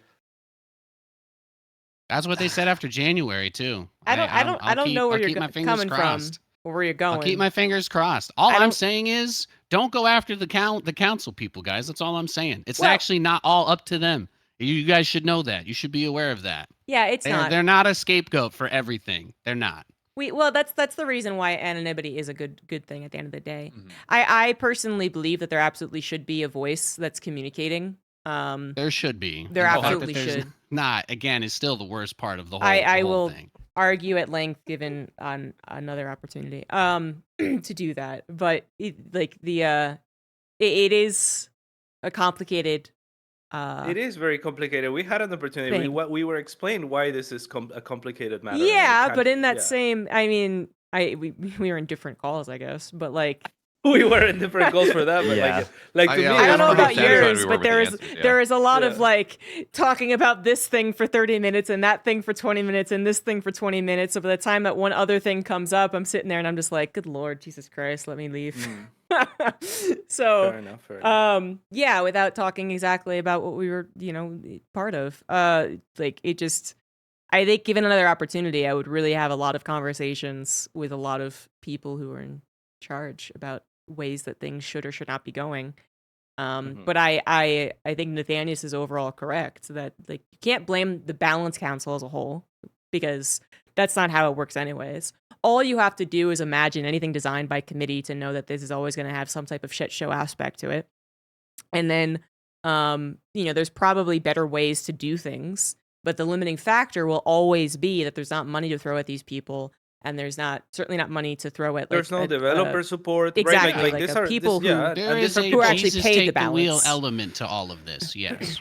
I Yeah. think, Yeah, but it's like it's like we're throwing a bunch of like hatred and doubt at literally people who are volunteers or are keeping like the game, trying to keep the game in flux and trying to keep things rolling and trying to make things interesting and like I think that we should be giving them props primarily for like what they do.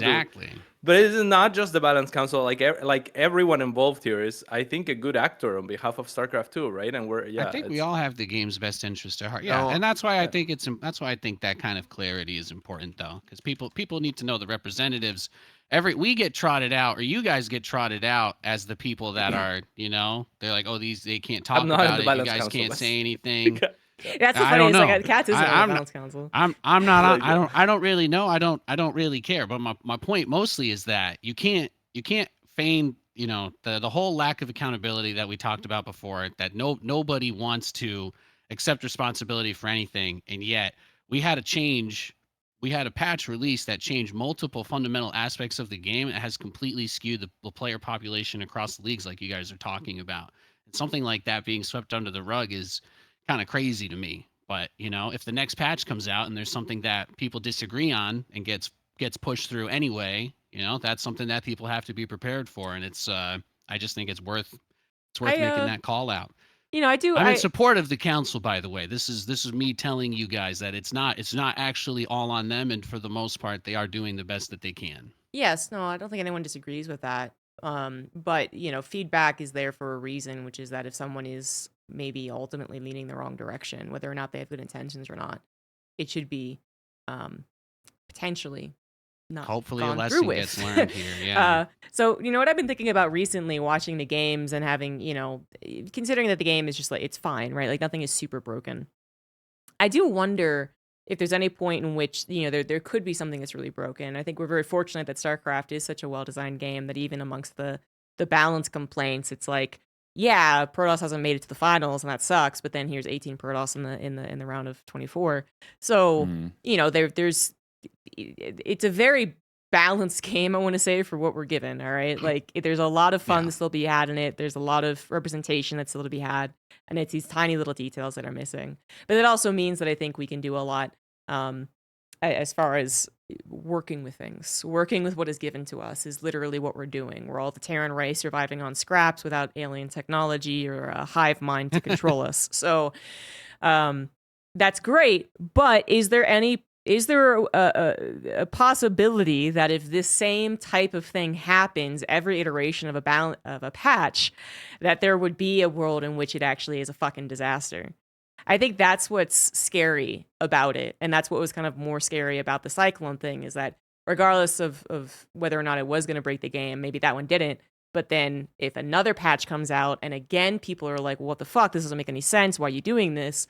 Is that going to break the game? And we're still not going to get any communication, and we're not going to get any change. But there was testing done for the Cyclone, right? Like we know that there was like a lot of testing done for the Cyclone. Maybe not as extensive in the sense that it didn't involve the community up until they received it in the package, and in that sense, to me at least, it sounds pretty scary, right? Very little testing done on things other than the Cyclone was the issue. The Cyclone got all of the attention. Even then, the Cyclone had bugs, right? You could they could break, so they would just stop attacking. But these are also very competent people that have been playing the game for very long, right? Like the Balance Council in particular. Like they are probably the best suited people to make changes and try to anticipate like how these changes will play out. Obviously, there's always going to be more factors because every change affects everything in the game, so nothing lives in isolation. But yeah, like these are very competent people as far as like tweaking things, because it's not like they're doing like massive redesigns aside from like the cyclone, right? Like for the most part it's just balance But tweaks that's and that. whatnot. No, but And that I is what think I'm that's- saying, though, CatZ, is that if this happens this time and it's fine, it worked. Like there's nothing broken. What if they do it the next time? What if they look at the mothership and say we need the mothership crazy more? idea? They What's could the next revisit. crazy idea that gets pushed through that fundamentally changes the game and flips another, and all of a sudden then it's 20% of ladder is whatever other race. From what I know, it was a pushed issue by a limited amount of people, and then it had the harshest feedback given amongst community, content creators, casters, and players. Although players are mostly just like, I don't understand why it happened, not as much, fucking A. That I've seen. Like we expect a certain amount of pushback at any given patch because that's just the nature of the beast. But this was the most that I have ever seen, and Well, it's nothing also the biggest got. patch that we've ever seen from them by far, right? But I'm talking about back to 2010 CatZ. Like, Oh, okay. I actually think as a collective, this has been the I don't harshest know about feedback. that. Yeah, I don't know about that. No, I actually think it was. Oh no. No. I mean, David Kim has accrued like more hatred per patch than the Balance Council has. Yeah, like, but he for was sure. he was still communicating, so people did not have nearly as many everything about this is shitty reactions. Well, I mean, yeah, if you read, you should have checked the BattleNet forums back then. It was like, oh my god, no, fuck off. BNet forums, honestly, don't count. BattleNet forums. We're not talking about okay, BattleNet forums. if that doesn't count, because they were getting communicated at, they were reading the same updates from like the Oh my bathrooms God. on the wall. Okay. So I'm saying they were reading the same updates, and also David Kim had an update media. He had a media team, right, that could write these updates for him and check them and make sure that they were PR and. That's such an excuse, man. Like the fact is that you could have written something if you wanted to communicate. They didn't want to communicate. They write it. No, they didn't want it. it. No, We they read didn't. it. They did not want to. They explained what they explained in the first patch, and then that was it.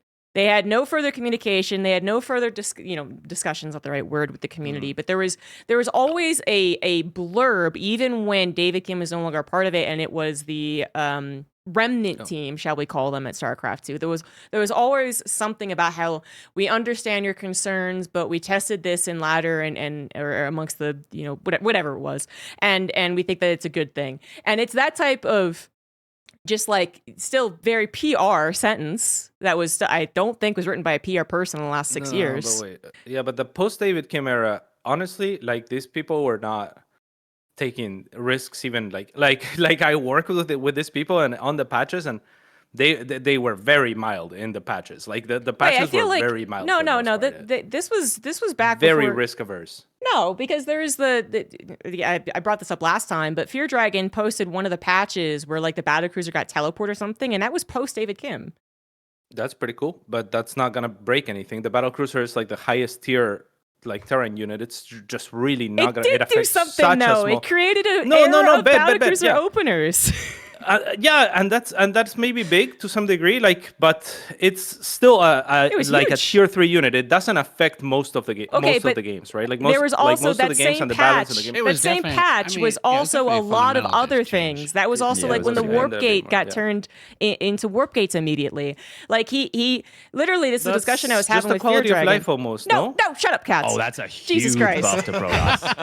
That was a huge buff. I need How's that someone needs quality to of bring life? up the patch, because it was a patch that was lengthy. It had a lot of interesting things about it. And this is we were discussing this exact same thing about whether or not there were interesting patches that actually made us excited about the game before the Balance Council. And I believe this was after David Kim, that also explained things, and why they were doing things better than what the current Balance Council has done. So I unfortunately don't have that patch, but it was brought up in the last talk show. It was huge. A lot of it was very safe, though. A lot of it was very safe. Even in approach, even if you changed big things about the game, a lot of it was just based a lot of it was the community all agrees, the players all agree that this should be changed.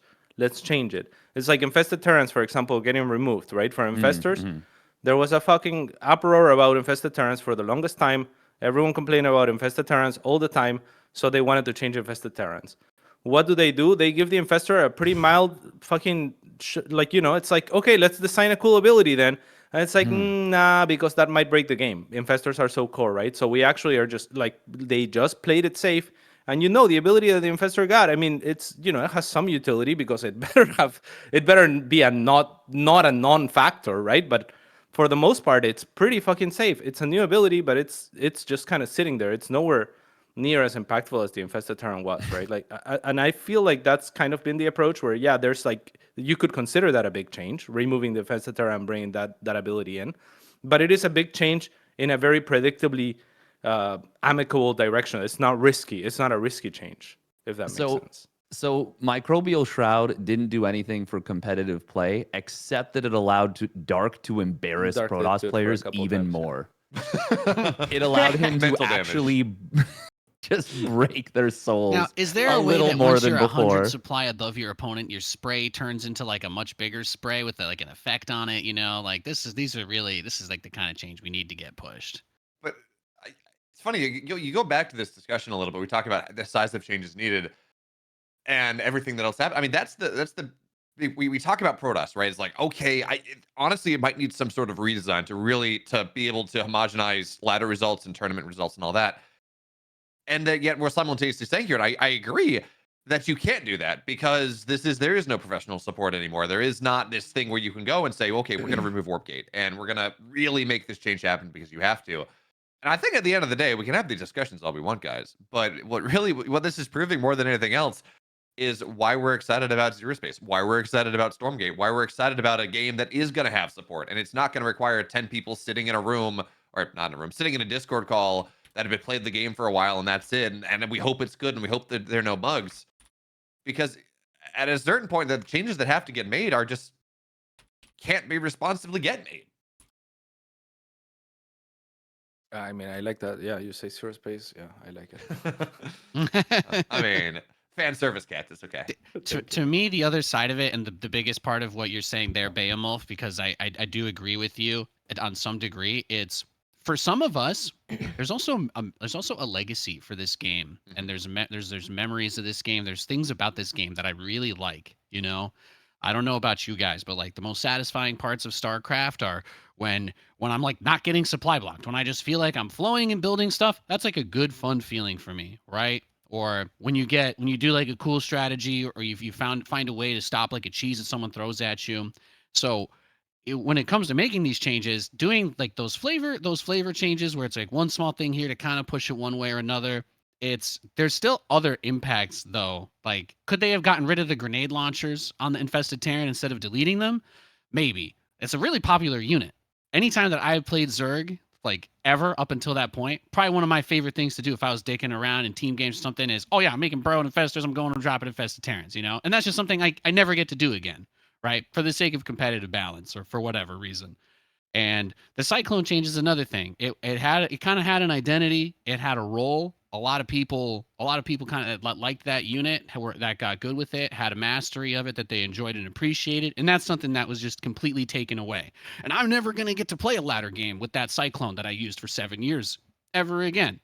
And, it's like, it's whatever, it's here or there, maybe in a custom or something, but it's something that needs to be considered, because if we're at a place in a year from now where 2 or more maybe of these updates have come out and another thing here, another thing there is just completely different. It's like, what are we trying to turn StarCraft into just for the sake of trying to pump the numbers up a little bit? And I think, especially as you guys have all pointed out, is that we haven't had some crazy huge spike from this. It hasn't turned into a huge thing. And I think part of that too is because of the lack of communication and the lack of accountability and the fact that every content creator, every person that could talk about it was like, guys, what the hell is going on?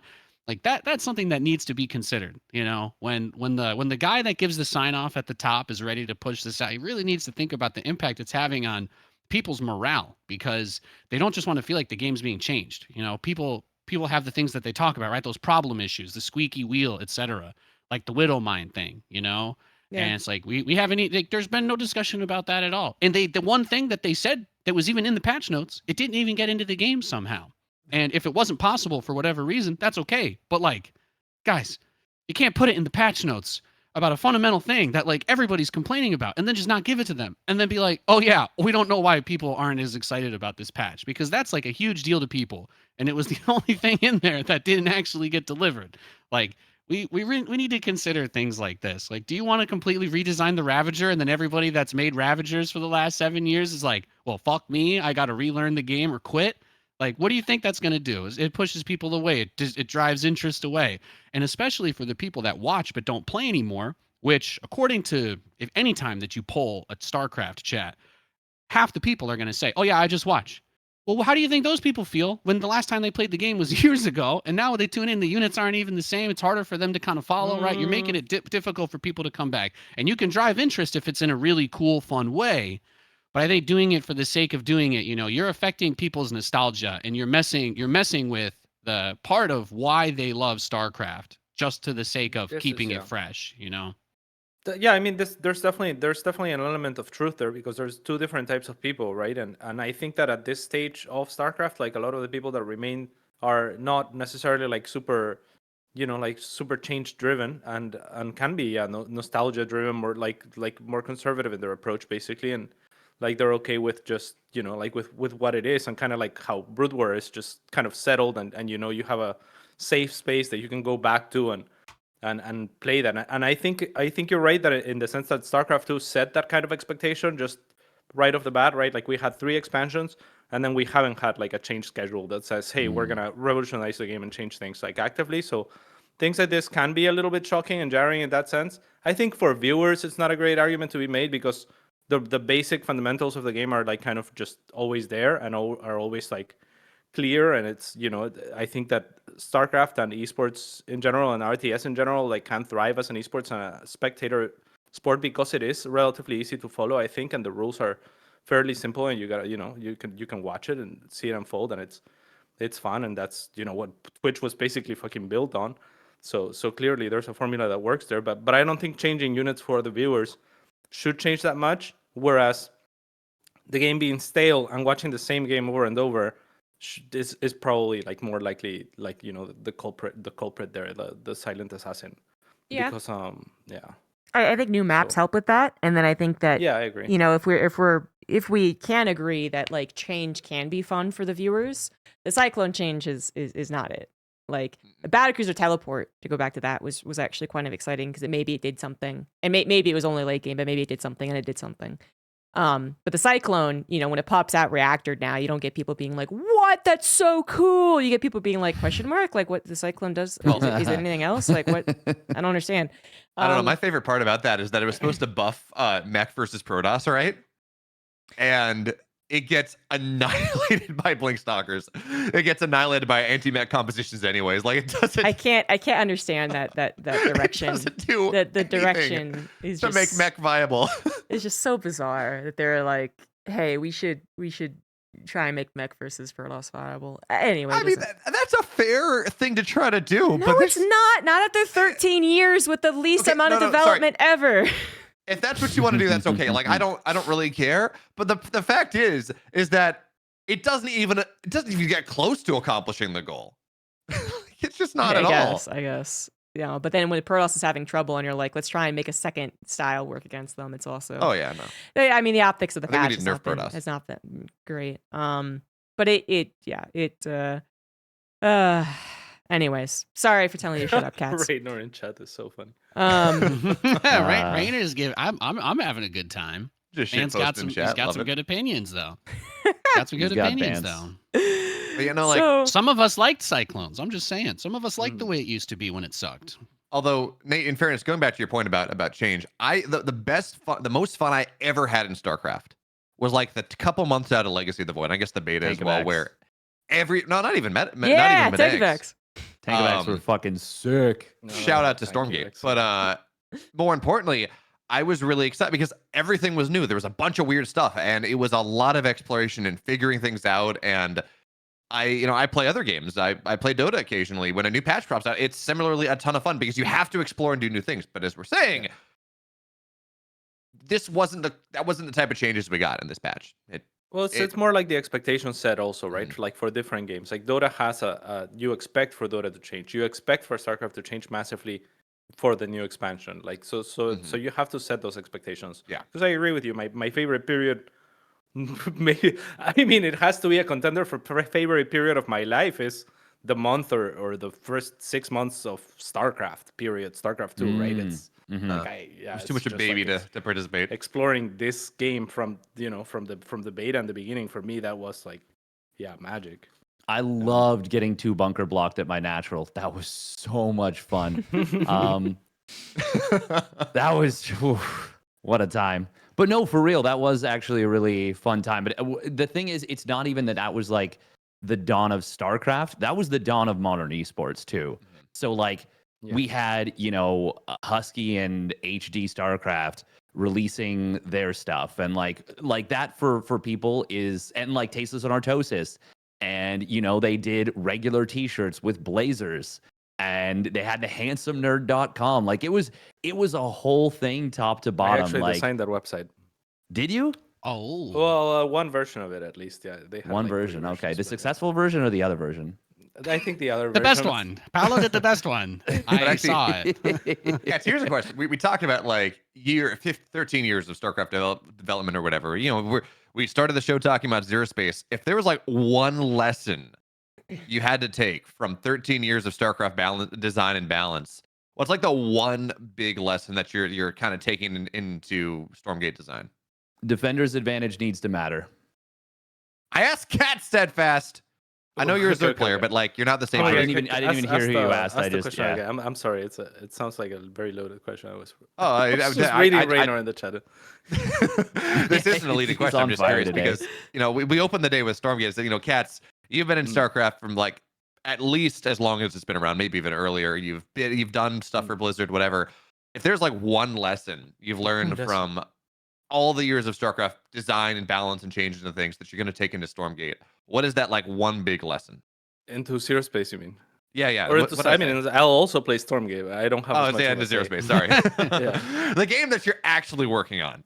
Yeah. Well, that I think that's impossible to say. Like, I think there's so much that I've learned, like from working at Blizzard and their process. Like, I've learned a lot about like not complicating things. Like there are parts of like the patches that I see the players make on design fronts. Like they don't always account for things that are important to the community. Like a lot of what like Nate was saying in terms of like how things feel. For example, like he brought up like the infested Terran, and how he enjoyed spamming infested Terrans, right? And from a pro player perspective and from the perspective of esports, it's very easy to say, well, this unit doesn't belong, or it's broken, or it's too problematic.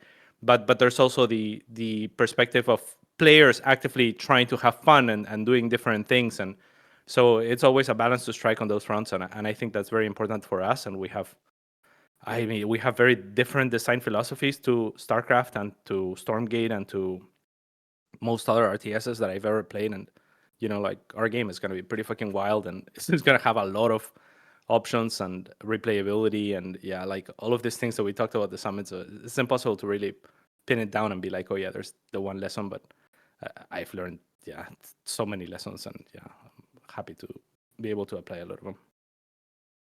Or just high ground advantage. That's Steadfast. High ground advantage, yeah. I mean, No, I did not we're say high ground actively advantage. I discussing just high said ground advantage. defender's advantage. Okay. That's a huge fucking Defender's difference. advantage is huge in our game That as is well. a huge difference. Yeah. Like there's things to be accounted for that are like kind of ninja in RTS, right? Like snowballing and stuff like that is a huge problem, for example, in RTS that needs to be basically addressed, and different RTSs address it differently, and some of them are kind of clunkier and like kind of weird with the rule sets, and some of them just don't address it, and then you just fucking snowball. You kill one unit and the game's over. So like there's a lot of stuff that is kind of like not obvious at first glance, but it needs to be discussed. Defender's advantage is a big one, and it's really important too. Here's the question: how do you feel about free units? Because we saw Wait, people talking about Heart of the whoa. Swarm. We're not. Oh, sorry. Yeah. We're not Sorry, doing ZG. RTS theory crafting. Define free. Anyway. There's a lot of ways to American units, because That's they're what's- always free. I'm sure we're all looking forward to what this will culminate in ZeroSpace. I mean, if you think about it, like you have to click, so like the actuation of your mouse to click the unit out with the electricity to send it. I mean, it could be Nathanias. like a tenth of a cent, you know? Yeah, true. Especially when my mouse runs out of battery, and I'm like, oh crap. Yeah, bro. Well, and how Swear. many calories does it cost you to Yeah. click that mouse button? Seriously, too? That's you think food investors cost. are It free? depends I'm on the getting a pressure of the workout, bro. match. I don't got rapid fire, man. My fingers just going. Actually, that does well. Actually, I don't want to push this any further. But what does everyone think about rapid fire? Or I I feel mean, free to once I derail found this if you out, don't want, I ZG. found out that it had performance impacts on the game and is a driver of some of the abuse that's happening on the ladder, it definitely True. hurts a bit. That's one Yeah. of those things that fundamentally changes the game, but people kind of figured it out quickly because of the Ravager. I felt like was the big one that pushed it. It's really annoying when you're dealing with being cheesed, probably, but beyond, I don't know. I guess I don't use it as much to the same degree. What is the problem with it in your mind? Because this is an active discussion for me. As I well, think so, the like, I'm very discussion curious. is. I think the point of this discussion is about how far should you let user configuration changes, for example, in the registry of Windows, impact gameplay. I see. You know, I see. I the see. But difference what if it's between built what a in? player. What if it was built in for anyone to access and be like, you want to play with rapid fire? Like for example in League of Legends. Oh you can yeah, use well I quick mean, cast or I not don't quick think cast. that's up for debate. I think we're Okay. just talking about like people going outside of the game and I making see, I see, I hardware see. changes that do like what you could do Yeah. with 10 Ravagers on the default setup is not Mhm. the same unit as if you have a rapid fire setup. But you can- Functionally, yeah. it's completely different. Yeah, I I see, yeah. think the big deal here is that StarCraft was not designed around handling rapid fire. So they made design No. decisions that fundamentally changed to become broken or not with the advance of rapid fire. New games that come out, Stormgate, ZeroSpace, whatever it is, can be designed around this idea. And I think like fundamentally as a mechanic, it's a good one. It makes like if I want to build a bunch of supply depot or a bunch of creep tumors or something, supply depots, whatever it is, I want to build a bunch of structures. It feels a lot better to just do that than it does to like individually click place, whatever. It feels Yeah. good, but the game has to be designed around it. And Yeah, StarCraft yeah. just wasn't. Sounds good. I agree. Well, then, moving on from RTS discussion, I wanted to shout out the TLMC because Mhm. a while ago we talked about the maps. I had it up and then I lost it. So TLMC is happening. And just a quick shout out to that. If you forgot what we were talking about the fact that the new TLMC has even pushed the idea of unique maps even harder. So that's very cool. It is happening as usual. Shout out to actually like voting, looking at the maps and voting, which yeah, a lot of people don't do. Like myself included, I always forget. Well, no, actually, I do vote, but it's not maybe not as well informed as it should be. So I think at some point they literally say we want to make it more freestyle. Yeah, that's right. Yeah. We're only taking submissions in the freestyle category of maps. Mhm. So that's already pretty cool. Like the test tournament will be happening in late December, and the voting will be happening in the new year, I guess. So that's cool. But to clarify, we have allowed a lot of non-standard elements. We believe it's important to make the overall of the map feel simple, so don't be like super crazy. Example of features that can be included: healing shrines, heavy or atypical backdoor usage of backdoor entrances with mineral walls, reduced mineral patches, inhibitor and accelerator zones, non-standard numbers of mineral nodes or Vespian geysers, semi-island starting positions, neutral Zerg buildings as timed obstructions, 3+ starting positions. So a lot of what you might think, if you do watch any Brood War, there's a lot of what they do in Brood War here. And then some unique StarCraft stuff, which could be healing shrines or inhibitor and accelerator zones. So that's kind of cool. They gave some not called past slow zones? examples. Oh, Foxtrot Labs. I remember Bridgehead. I really love some of the stuff that they were playing around with. I saw Pig's video on the On worker WAPs? only paths, and like conceptually, when they refer to the other maps in that list on the page you were just looking at, ZG, I think that what it really hammers home is that these types of maps are ones that people like. You know, like King Sejong Station, Golden Wall are on there. These are some of the Stargazers, yeah. weirder ones, but they give us some really great games, and I think that. It usually just boils down to you want to use whatever the pizzazz of your map is. If you can make it the seasoning of the map and not the substance of it, like you can really do something cool. Like I love the idea of reduced like worker cross map on the worker path. I wonder if that can be used with an accelerator zone for people that either want to try to get a quick scout or for taking island maps. The idea of using that for island maps to me was probably one of the coolest things.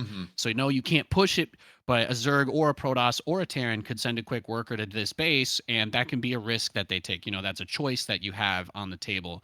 I think if you do cool stuff like that, keep it delicate, I love it. If we have a bunch of maps that are like Shakuras Plateau with backdoors into your main, you're kind of just asking for everybody to say, no, obviously not. I don't want to have to deal with the fact that someone could walk a probe inside the back of my base every single game. But if it's a cool way to get around to scout a natural or use it in place of like a pervert pillar on a map or something, like I think there's a lot of ways you could use something like that. I'm kind of hoping to see a fun map with that, especially like as like dealing with turtle, right? Imagine if you have a map that splits in the middle really well, but there's an area that's kind of tough to zone an army through, but that has the worker path, and you can use that for I don't know. My mind kind of went crazy with it, but I like what they're asking for this season. I wonder if Bridgehead was an example of the pseudo island map, because I was wondering what they meant by that. Yeah, I think that's what but you have only one entrance leading into this main and then to the natural as well. And then you had that weird back door. That was I don't know. Yeah. That wasn't the most balanced. It was cool. That balance map very was horribly balanced. That it was one of not the well worst balanced balanced. maps. No, it was bad. You could also get Reapers over these games, rocks. It did make some cool games, but I think that's also when Tankovacs were in the game. So I think we just loved. I remember Flash playing on that map and doing some cool shit. Nah, dude, you want to talk about games that like maps that were broken for for Tankovacs? It wasn't Death Aura. It was the Deathwing. Maybe. It was so like it had that spot that you could only drop into with rocks behind, and they would just drop 2 tanks very early, and you couldn't. I'm pretty sure Tankovacs were just broken on any map because they were fundamentally broken. They were just cool. True, but like there were maps that they were more broken on than others, dude. They were not broken. And like, but I mean, Arena, baby, Arena. Let's go. Tankovacs existed when the Ultra still had whatever, like 8 whatever armor, 9 armor, whatever it was. So. They didn't take any damage from anything. Great. Strong. I won so many games. Yeah, so let's just before we call Tankovacs broken, let's remember that Zerg got literally all buffs in Legacy of the Void. So. Well, I'm not saying that the other races weren't broken. I'm saying I would rather have Tankovacs back than anything else. They were fun as fuck. But you can't look at, but I want that on like Archon ladder, like that's my dream scenario is they have a specific Archon patch. Like that shit would be fun as fuck, I think we just need a dream pool back with like the worst balanced maps in a 9-map pool. We had that. That was the literal dream pool. True. They put fucking but like it's a 9-map pool. And people were like, "Oh, I love Daybreak. I remember GSL. It was so good." And then it was like, no, Daybreak was a fucking terrible map. We just remembered as really good because it was like the first map that was somewhat the first step towards modern maps. Yeah. Like there's still a gigantic wall and third base was like super far away. Exactly. There was only 5 bases you could take. Exactly, that was actually the worst thing. It was a super turtle split map. Like it was a horrible map. It was just that everything else, like Daybreak was like a 3 out of 10. Everything else was like in the negatives. At the time, it felt like a very good map. At the time, it was a very good map. At the time, Abyssal in Reef reality, was a good it was really bad. Sorry, was that Beomulf? I was going to say, like, even more recently, like, at the time, Abyssal Reef was a good map. Abyssal Reef is still better than Daybreak by a lot. No, that's the point. I'm saying, like, even, like, 3 years ago, we have these maps that at the time were like, wow, these are really good. And then you look back at them now, you're like, okay, this is actually... I never come so far on Bridgehead. I think I remember that one, though. Where they had the automatic call down or whatever. That was a fun 2 weeks in the PTR. Yeah. The test on Bridgehead, you said? I was just saying, Bridgehead is one of the maps that was in the game when they were doing the test for the economy changes when they raised the worker count to 12. We didn't have mules in the game for like 3 days. It was a wild time. Was that when auto injects were in the game too? Oh god, I hated auto injects. That was so bad. Auto inject and I don't know. Auto Chrono Chrono. Boost just kind of just went back to being the permanent. I think Chrono one, Boost right, was or a whatever. permanent buff that you put Yeah. on buildings, Yeah. and then you just Yeah. switched which building it was on. Yeah. Yeah. That was Exactly. weird. That's they kept that for Co-op co-op. style. Yeah. Yeah. Like, I understand, and honestly, like, these macro mechanics from like fundamentally are probably not good, but if you're used to it for a couple years by then, it felt so bad to just remove a vector of skill expression. I Yeah. agree. Also, didn't when Legacy of the Void came out, they dropped inject number from 4 to 3? Wasn't Yeah, that they a launch thing? They did. Yeah. Okay. And they buffed So not- Adrenal by 40%. I mean, you don't like Adrenal just giving you effectively +3 extra on your like a +3 attack on your links. Zerglings are the coolest unit that you guys have now that the infested Terran is gone. So I'm not. I was just memeing. Really, I'm not. Yeah. Yeah. And Banelings being nerfed. Zerglings are great. I love Zerglings.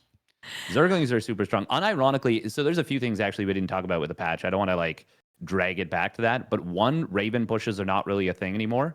Thank goodness. And two, the Blue Flame Hellbat like late game thing where they don't one shot Lings in a cone is actually pretty big.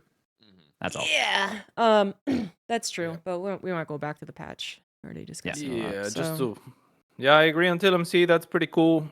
Like, I'll probably stream some of the judging for people that want to like see some of the maps.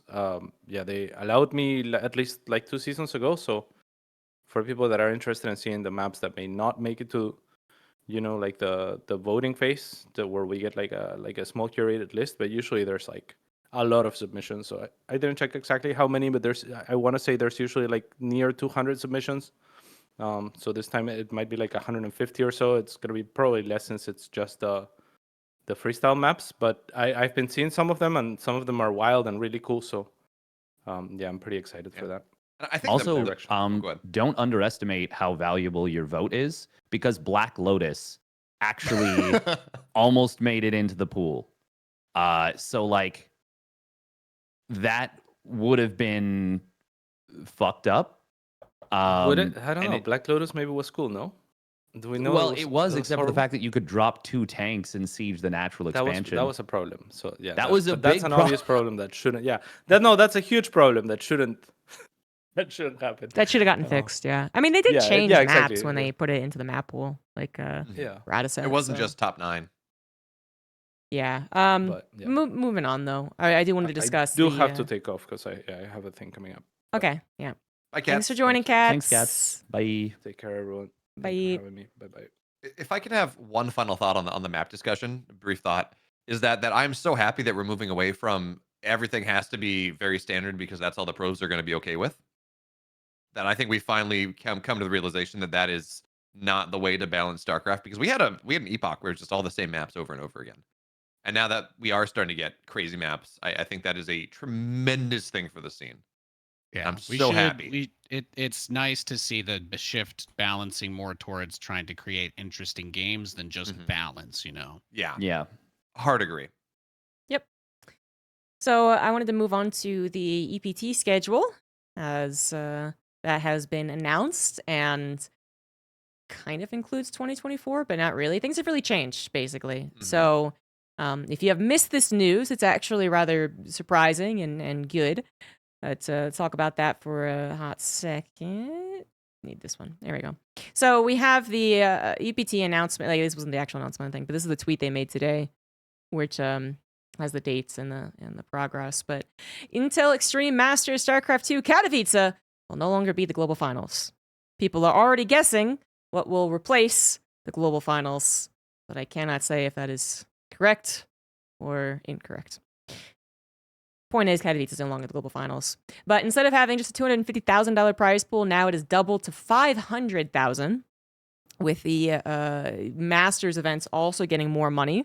So Atlanta, we already knew was going to happen. We thought that it would be the leading up to global finals. So that's like the tournament where you have to really hone in on who's getting the points and all that good stuff. But now it's just one of 3. So you have Katowice that's also going to be leading to the global finals. And then you also have Dallas that's going to be leading into the global finals. So if you did not know, Dallas happening next year. If you really wanted to go 2 events, and Atlanta was somehow too far away, but Dallas is perfect. There you go. So 2 North American events as well, which is pretty cool. And then as you can see, this says to be announced. Like I said, people are already guessing as to what it is going to be, but Q3. Can't talk about that anymore. It's been Half-Life 3 confirmed. I forgot Dude, about that's that meme. wrong publisher, right? This is Blizzard here, not Valve. Blizzards come from water. Water comes from a valve. Half-Life 3 Blizzard is confirmed. literally Valve. StarCraft 3 confirmed?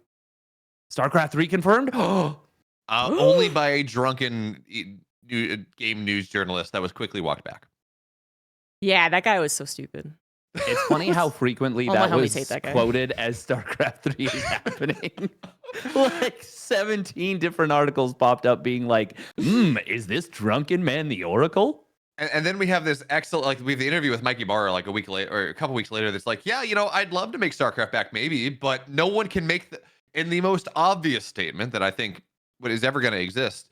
They don't have the devs for it. They can't make the game if they wanted to. So what you gonna do? Yeah, they pushed all their talent out over the years. That's kind of what happens. Yep. Yeah. And Thanks, now they're Bobby. at Frost Giant for the most part. Although, yeah, I have other things about an upcoming RTS, but that's not what we're talking about right now. I'm sorry.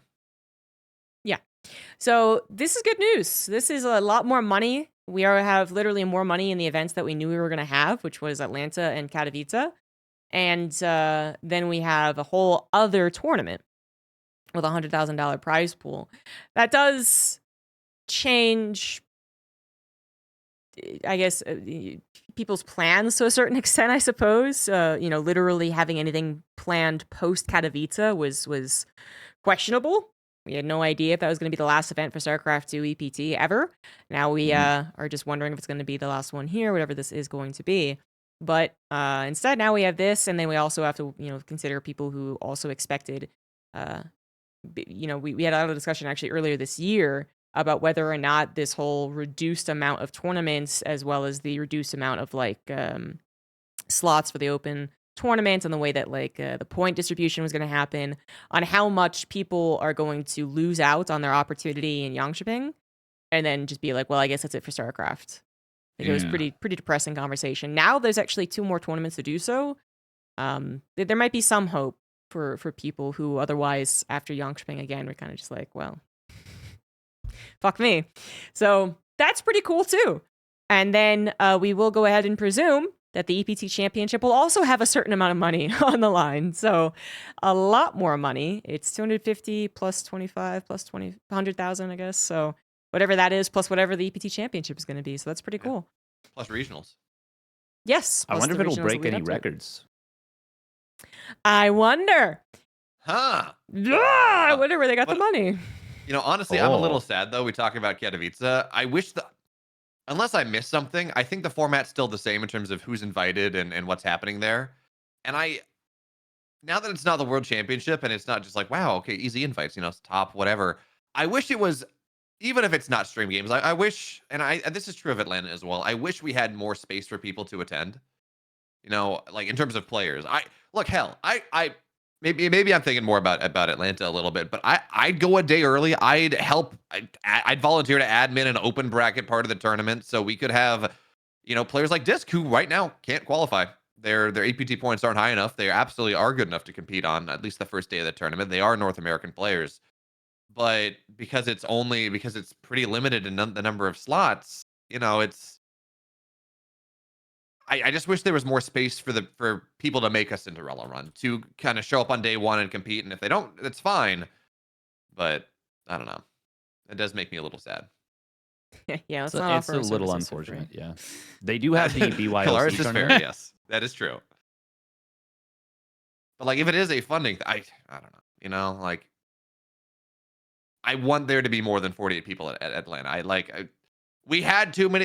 Not everyone could play last year, and they cut slots instead. Yeah. Someone's asking, but why would they do that? Adding cash in a tournament? That's a good question. In completely unrelated news, the other discussion point completely unrelated, is the Esports World Cup, which, if you haven't heard, it is this. You just literally Google it. Saudi Arabia said on Monday it was launching an annual Esports World Cup, which will include the most popular games in the world and have the largest prize pool in esports history. It'll be held annually in Riyadh starting summer 2024. Yo, that's crazy. That's so crazy. Wow. Clearly it can't be us because we're clearly StarCraft is dead and we're not one of the most popular games in the world. So I don't know why we're talking about this. That's crazy. Yeah, it's not like we were there last year, like this year. Yeah, I know. At an event that was run in Saudi Arabia, like that would be, yeah. No, It's not like their announcement video included RTS as a category. What was their announcement video? I didn't actually see it. Yeah, and there it's was not like Pig had a sponsored tweet by the and Esports Loco. I World Cup. think Loco did as well. Did he? Oh, that's cool. Man, I wish my Twitter was big enough that I could get paid to make tweets. Well, we That'd all be wish pretty cool. that. Is this it? This might be it. 4 weeks ago. So yeah, this was it. Oh, that's not the video I'm thinking of. I don't think. Oh, too bad. They tweeted one out Oh. like on the day it released, but Oh, I don't remember the Rolling Stone. But they have. Yeah, there we go. What is a TPS? Third person shooter. Oh yeah, I was gonna say third person shooter. It's a report you have to submit. Otherwise, you don't get your stapler. Yeah, my stapler. But seriously, so this has been announced, and it's gonna have a lot of games and a lot of money. Is it also talk about the team stuff? So Gamers 8 had a team thing, so yeah, they discussed it as well. Where the team thing is pretty cool as well. I mean, we had a discussion already about the esports washing and how the current world we live in is truly terrible and all that good stuff. So we're not gonna do it this time. But one thing that I think everyone is actually really appreciative of, besides just the huge amount of money it's been given to like 12 and 24 esports or whatever, is that they also are making this team prize where teams can get points whenever one of their players on their team wins or gets to a certain place in a tournament. So it's not that the Team Liquid CSGO team gets all the money and all the points for CSGO. It's that if they do well in CSGO, they get 10 points or whatever. And if they do well in StarCraft 2, they get 2 + 4 + 6 points or whatever that is. And then if they do well in Rocket League, they get 6 points. And then whichever team has the most points at the end also has an entirely different prize pool that they also then win. So this means that we have a lot of encouragement for tournaments, for team owners, there we go, to actually get multiple players from multiple games, and particularly games that are still involved in the tournament, but might be, let's say, on the cheaper side, because you don't need an entire team. You don't need 5 or 6 players, or it's not a particularly big one. So when they hear about where the salary is currently, they scoff. And they're like, oh, that's all we have to pay you? Great. This is awesome. So that may or may not be affecting StarCraft 2. I mean, I think it may or may not have already affected StarCraft 2. Exactly. With a certain acquisition. So the fun fact about Gumiho getting, because we're all talking about Gumiho getting picked up by Cloud9, I think that the interesting thing about this was also rumors popping out about last year's, it was Gamers 8 then, it wasn't EWC, because they also had a team award, and I don't think it was as big as whatever they're doing for this year, or as involved, but at least I was hearing rumors that several top players were reached out to because teams weren't mentioned and players weren't mentioned. But I think we can kind of make some estimates about who these players are, because teams wanted to poach them from their current teams because of the team award. And I'm assuming these are players like Raynor and Cyril and things. Because imagine you pick up Raynor, he wins it's great, right? Even if Raynor is probably one of the most expensive players that you can get in StarCraft, because he's got the Red Bull sponsorship and he's a personality, not just a player. Even still, I mean, even last year I was hearing rumors that these players were trying to get poached from their teams. So now that we have the team initiative really locked down, I mean, it's gonna be interesting, right? It's I think it's almost confirmed. There's no way Cloud9 signs Gumiho without this, unless they know something about StarCraft 3 or whatever. Cloud9 doesn't sign Gumiho without this team competition. Yeah. It is a very smart play, though. I mean, considering as far as initiatives overall in the space go, one of the I think, at least for me, like one of the biggest reasons why esports as a product outside of any, let's face it, it's being funded by a lot of money. They have an incredible amount of money. Getting a return is not the focus of why these events are taking place. But everybody that depends on a return for their business has failed largely because you don't really ever endear people to organizations. I think that the idea of getting teams to diversify long term, whether the teams can't justify it immediately to themselves because they're like, well, why would we hire a StarCraft player even if it costs us nothing? We're not getting a return on it, and somebody has to manage him. Like, what's the point? But with these teams will benefit greatly from fans being endeared to them, just because especially if this is something that, as it seems to be, is going to continue to happen, possibly multiple years down the line, that could be the esports story of the 2020s. But like, I'm sure a lot of people that have heard about Cloud9 that have never paid any mind to them are following them now and looking at them. They're shit posting StarCraft tweets. I don't know if you guys saw that. They were shit posting during BlizzCon. And I don't think that there's any reason not to expect other huge organizations to make similar levels of acquisitions especially before the Esports World Championship for that reason too. So overall, it's something that the esports ecosystem needs. Teams are terrible at marketing themselves. They just say, we've got a really good player in a good game and we won. But they're like, we don't give you any reason to like our organization. We're not in a bunch of games. We're just in whatever's big here. And I kind of like that my favorite thing about the EWC is just forcing these guys to actually be a part of the overall community and not just their niche. And that's cool. That's cool to see them at least try, as we've seen Cloud9 already. Yeah. Yeah, and I mean, oh, go ahead. I think there's been a lot of that earlier on, and that was lost in the boom of esports. But earlier on, it felt like, well, StarCraft 2 was the most popular game. So if you were a fan of StarCraft 2 player and their team, then you would then be interested in CSGO, which is actually coming up, or Dota 2, which was coming up, or League of Legends, which was coming up way back in 2010. So I think we did see that, and I think that was a very exciting thing for me as well, to be like, oh, they're I don't really care about this game, but I like Team Liquid. This Team Liquid's like the oldest one at this point, but that existed, and then it got lost when people really hyper focused, and obviously had to put a lot of money as well into things like a franchise league, and to put all their eggs in a basket. So this coming back is really awesome, and I 100% agree. I think Cloud9 has already gotten so much love from the StarCraft community. I don't know how they turn that into monetary stuff, but I'm sure there's a reason. There's a way to do it.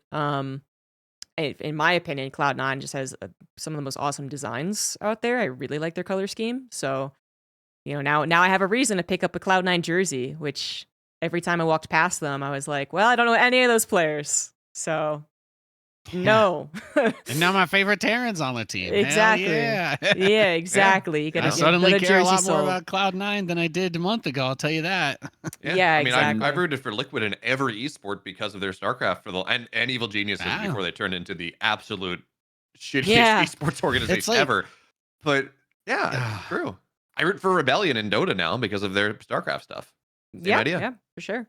It kind of applies to the overall greater like esports winter discussion, but I think a lot of like what hurt stuff because like people had something that they were passionate about, and then right around like when Twitch came out and SC2, suddenly people realized that they could make bank by some people are like, oh, I worked my whole life for this, and now someone's offering me life-changing money, and then the orgs are handled by corporate people that don't really understand the endemic audience, and that's what happens. So this Actively is a hate good the endemic move. audience. Yeah, I actively hate the endemic audience. It's that fine line between creating something for somebody and then, the level of jadedness that you have against your customer, right? That's always such a huge thing, is how much can you even interact with the people that buy your stuff. So I think hopefully this is a good direction to go, though. If this is going to be the governing body that does all the esports stuff, until there's free money everywhere in the world again, then it's good that they're keeping as many scenes up with the boat as they can.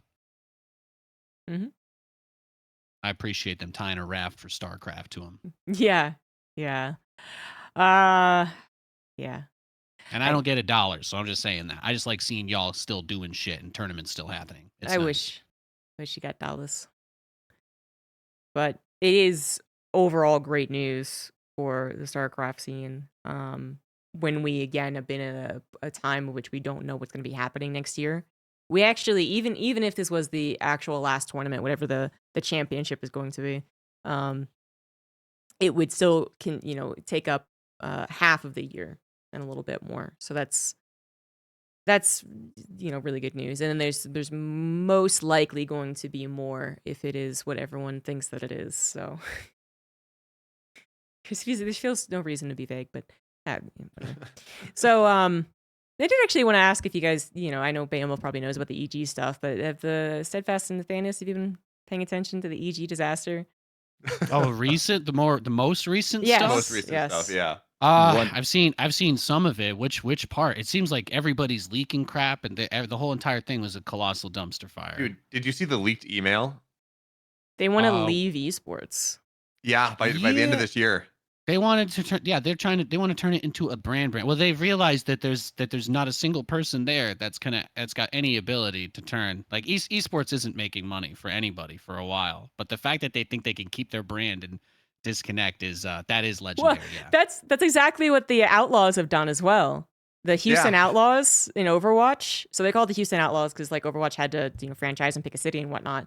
But then after Overwatch League was done and dusted, which we were also going to discuss a little bit of, but they're even slightly before I think it was officially done and dusted. But they were like, we're not going to be a competitive team anymore. We're going to be like a streaming team, and have all these influencers and streamers. And then they had this announcement video of all their influencers and streamers, and they're popular in the sense that like I feel like StarCraft is popular, which is like in certain circles, but you don't change your entire identity over into a streaming company or a streaming brand and then hire basically like lukewarm people. They're like boom, boom, boom, amazing. People were like, who are these people? Quay? I mean, one of the female streamers kind of looks like Valkyrie, so wow. Maybe it's one of those things where it's like if they don't look too closely, they think we got really top talent. They don't look too closely. No, this reminds me of this was like the very first BlizzCon or like the second BlizzCon or something. And there was a, back when, oh my God, what was the name of the show? What was not the Pylon show, like the very, very early one? State of the Game. Back when State of the Game was a thing. And, it was like Noni and Day9. And I remember In Control. Jeff was just like, oh man, what an amazing thing we've got here. We've got players like Oxygen and like people who you had literally never heard of. No one had. It was like the best player in Indonesia and like just the most random ass motherfuckers. And you're like, what are you doing? You have so many marketable people. Literally, the cast of State of the Game, if they'd taken all four of them, would have been a better choice. But they chose these random ass players, and then they're like, and they're going up against Genius, and MC and Nesty, and it's like, what? Like, what are you even thinking? That's what this rings of, is just the most random ass people, and then they're like, so you can applaud now, and everyone's like, nah, it's okay. Yeah, we're good. I think actually that was a line. Like you can in the announcement video. Like, yeah, you can applaud now. But they actually had piped in applause. So did you guys see the dick pic from Houston Outlaws? No. God, I'm trying to find it. So they said goodbye to Overwatch League. They were like, "Thank you, Overwatch League." Oh yeah. And it was clearly AI generated art because in like the sides, yes. there were just a bunch of background. dildos. Yeah. And I don't know if they've actually successfully cleaned it from the internet record, but if someone can find it, that'd be great because I can't find it actually now. You guys know you can run the prompt more than once and like refine the same image, right? I hope they know that. Yeah. Apparently you're not supposed not. to just generate it once if you're trying. Oh, if someone could find it, I need to show it to people. And I can't believe I can't find it. Because it made the rounds. Like people were, fucking laughing at it and shit. So it should be on someone should have saved it and posted it somewhere. But I can't find it. I'm getting nothing. Yeah. Did they successfully erase it from the internet? God damn it. they beat the Streisand effect. Good That's luck. crazy. I know, isn't that crazy? That is fucking crazy. Damn. But it was That is- literally I'm actually really impressed. me too, right? That's where they Planet spent their Earth, $6 million. man. Never ceases to amaze. Yeah, me. that's all their money. They were actually gonna get like Pokemon and shit, and then they were like, we gotta expunge this from the internet. Great. Damn. But it was this really nice picture until you looked a little bit closer, basically. Yeah. I mean, honestly, And then it AI became art a is never a really really nice nice picture. picture. It's so obviously not as good. Yeah, and well, the whole thing was a disaster anyway. You know, Oh, yeah. just the fact that they were like, we're gonna leave, goodbye, and then do this, and people were like, your only brand, your only success is Overwatch, so they never made any other attempt to do Well- anything else. Weren't the Outlaws? Isn't that former Optic? Or isn't that Optic Gaming? If it is, the changing their name has ruined everything. So I don't think it matters. I mean, that was true of every Overwatch League team where they took like Envious and they took Optic and they took all these other like known franchises and Brands, they're like, yeah. yeah, well, you're gonna change your name because we're gonna make this regional and you're gonna keep your team colors. Does that count? So Yeah. I mean, Optic had the biggest esports team following for the longest time with the whole green wall of fandom, and they lost it. Did Nate find it? I got the thumbnail off of a Google Yeah. cached Reddit page, but there's not a lot there. Enhance. Give me a Zoom little and more enhance. time. Give me a little more time. It's Yeah, somewhere. it's I mean, you can still You know kind what? of see You in the can bottom left kind corner. of see it. I'm gonna You know what you're show looking it. for. Yeah, if you know what you're looking for. So it's goodbye, and then just right there. Bottom left corner. And it- Standing proud. Oh. of When, it. when there's more detail, it is Well, more obvious. You know, ZombieGrub, it's probably good that we don't have this level of detail because this is going to go up on YouTube and you want it to get monetized. And anything more than that probably doesn't get monetized. So. I'm like looking at porn in Japan. It's all blurry. It works. But anyway, so I was talking about the Outlaws because EG is kind of doing like the same thing, which is that they're saying we're not going to be a Overwatch an esports team anymore. So esports, damn it, Evil Geniuses reportedly exiting from the esports scene entirely by the end of 2023.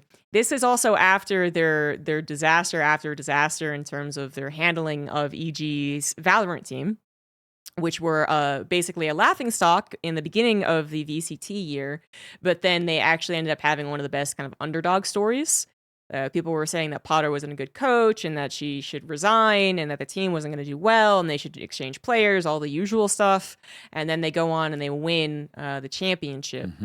And then like a week after they win the championship, it's reported that Evil Geniuses is considering not re-signing the team and is holding them in like, deadlock negotiations. And then something else happened that I forget. And now it's just like, we're just going to leave entirely. So yeah, good stuff. And did you see the leaked email about Nicola Point, who's the former CEO of like the most recent CEO of EG, Calling yourself the... No, go ahead. the go ahead. Warren Buffett of esports? Yes, I did. The Warren Buffett of esports, guys. This team that could afford to drop $30 million on an LCS slot, and that's why they had a VCT slot. And within a year of things happening, year and a half maybe, they can't afford any of their teams. They're leaving esports as a whole. They're calling me the Elon Musk of esports. Because I bought in and lost all the value? Or- Exactly. Got him. Okay. That would be perfect. It was going to be a classic line. Absolutely. Warren Buffett of esports. Not so much. Not so No. much. Maybe the Sam Friedman, whoever that, what is his face as well. What do you mean? I can't just commit fraud with billions of dollars and give it to all my friends. What? It's crazy, man. But you all do it. Well, like in fairness, other crypto exchanges have done the same thing. I mean, there's that Yeah, but exchange. the whole thing is that okay, I won't get into it. But the whole thing was they never had any of the crypto shit either. That's part of the problem. They just took everybody's money and gave them paper. That was. I mean, Yeah. technically, Bernie money is Madoff, on paper. isn't I see no That's- difference. Now you're getting to the big brain discussions. Mhm. Yeah. Basically, fraud's been happening forever. True. That That is will true. continue to happen. But And it's topical to esports. yep. Indeed. We're indeed. finally- well. we made it! We got rug pulled when the fraud money went away. You know, that's hey. The cascading effect of the implosion of those guys has definitely been felt. Yeah. Yeah. So I mean, believe we had it back in the day with the Zubu, but sorry, go on. we actually had Super on a money. much smaller scale though. We had tons of broken promises and Mm. rug pulls. Much Quantic smaller and- scale. Yeah. Though. Yeah. How do you feel about loving your girlfriend? Usually a good thing, but not in the case of StarCraft No. or Man, what a team, Spenu. though.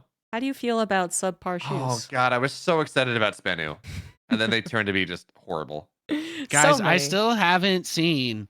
I still never got to see Day 9 and Husky do their episode of Sex in the City together, and I've been emotionally traumatized for my whole entire life. There's and a whole. I will probably take this one to the grave with me. And What was it's the never- it's- Artosis documentary that was? I'll never Kickstarted have it that out never of my happened? system. No, that did Pizza happen. in the end. GG.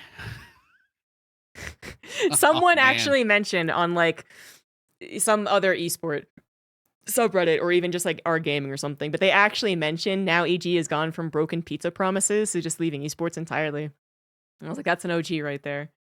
I mean, I've seen Sir Scoots on Twitter talking about how, like whether EG's going to sell the name and if we can get Alex Garfield back, which is never going to happen. But, Oh, a man can Oh. dream. it is so sad though. I mean, I've always kind of been hoping that EG would become a good organization again, and then they just never Yeah. did. They changed their motto to live evil, and they paid attention to it. Yeah, they actually did it.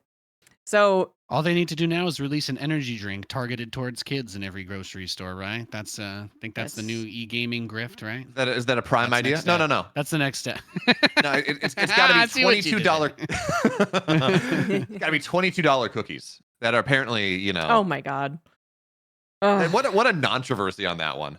It is actually. I mean, I think your explanation is totally fine, and then people being like, "Well, it's still stupid that it's $28," and it's like, "Well, it's a Don't branded buy it. cookie." Why don't box. you I just fucking know, consider man. it a tip to a creator that you like that happens to include some cookies? There you go. Like, There you go. If Her it's a Your bubble is handling- secure. Also just don't buy it. she's in a hot water now because she handled it poorly. Where she was like, "If you're gonna be a poor motherfucker, just tell me," or something like that was said on stream. I think that the quote was about being a broke boy. The Yeah, face if of you're my a broke boy, just platform, say it. calling people broke. The face of my Broke boy just platform. I admit it. love There we go. There we go. So that's what she's currently in hot water. But it really was it was a non-controversy. Like she didn't even have to, I think, really address it past the whole like explaining that it wasn't a ripoff. It was working with the same people, but whatever. We did this development and it's small batch and therefore more expensive. Yeah, whatever. And that really could have been it. And then, it goes in the line of every other overpriced food material that exists out there in the world. But instead, now she's kind of screwing it up. But speaking of screw ups, I did want to chat about Overwatch League before Nate has to leave, which is that it's officially dead. Officially. Again, last time I believe we had witnessed the finals of their finals and their eulogy, as Steadfast put it, because it absolutely was. It was it was eulogy, and we know that for a fact now. All of the teams accepted the I don't think buyout. Yeah. Is buyout the right word to leave out? I call it a buyout, right? Please It's a matter don't of, like sue it- us out. Yeah, they're The buyout, buying it's a Yeah, buyout exactly. it's a buyout for Activision. It's a buyout for Microsoft. They get Right. to cut off the rotting limb and they just throw a bunch of money at it and it goes away. That's what it is. and it cost them $120 million. Just I to am get out. So salty about. Do you know how much we could do with $120 million? Mm-hmm. So much. And more. it just. I could build a full-scale replica of the Spencer Estate in the middle of the Pennsylvania woods and never have to go outside again. Oh, It could keep the StarCraft alive and like seen alive in perpetuity. You know how many Lego Star Destroyers I could make with that? so So many. many. Two Steadfast 2 is not a lot. Okay, They are pretty Like, expensive. you're gonna need more than 120 million. Like But seriously, that's not so many. It's so of course this is almost a sensationalist article because actually $120 million to Microsoft is nothing, but it's a Yeah, it's nothing true. that could have benefited us greater. is our argument. If the rich billionaire could just go ahead and spend their pennies on us instead of Overwatch League, that would be great. But it will cost them money leave because they probably should, because it's going to be a sink otherwise. So I'd say like it's a buyout for them. It just wasn't working. Not at all. And it's very sad for the people who are involved. And yes, I think we all default, know that. But we all were expecting this, and now it's just the final nail in the coffin as far as the Overwatch League goes. Now, as far as Overwatch esports, that is a different question. As we always try to explain whenever someone asks us if StarCraft 2 is dead or is going to die or whatever. It's a different question. But, the rumor is that they're looking to go back to Korea maybe, because they had a lot of success in the early days over there. And there might be some buyers who are actually interested in it. And there's also rumors that ESL is going to pick it up as part of their, Thanos stone collection of esports, which I feel like it'd be like, what's the weakest stone that Thanos has? Because I feel like it's a pretty weak one. I don't really think it's going to be worth it. I mean, like the power stone's just like generic power. It's very powerful, There you of course, but it's not on the same level as teleporting or stopping time. Yeah, exactly. Changing reality, right? So probably that one. It just is, I don't know what to, I think the best case scenario actually is like Korea kind of pushing it, because it was very successful there and it had a lot of excitement around it. But if ESL picks it up, ESL hasn't really done any favors as far as making them like a friendly brand because of Saudi stuff. But and Overwatch in general would literally be like restarting, which I think is going to be extremely difficult to do. Tons of people that I saw on the Reddit at least were saying like, no, I got into it because it was franchised, so I'm not going to follow some type of grassroots community scene. And all the familiar brands are going to be gone. The Houston Outlaws aren't going to be there, and the ESL DreamHack Masters Stage 5 or whatever the hell it's going to be, So I don't know what is going to happen with Overwatch esports, but obviously the Overwatch fans want something to happen. I can imagine a world in which actually nothing really happens outside of legitimate grassroots. It's also, I think it in part depends on what group of people from ESL, because I think I know it's still uncertain, but to my ear, I mean, ESL's got they've got like 5 Infinity Gauntlets. It just makes a lot of sense. What group of people within ESL are poised to take it over? Because if they get like the Counter-Strike people that run ESL Pro League, that is very like, they're doing a good job of making that what esports kind of used to be. If they can get those people working on it and building something, I think fine, sure, it might have some legs. But if they get other ESL people working on it necessarily, I mean, it's just it could be good, it could be not good, but it very much depends on what idea they take out of it, right? Because I think we've as we've all seen, like this rampant professionalization of esports, and particularly in Overwatch League, didn't do all that great. It's kind of too milquetoast.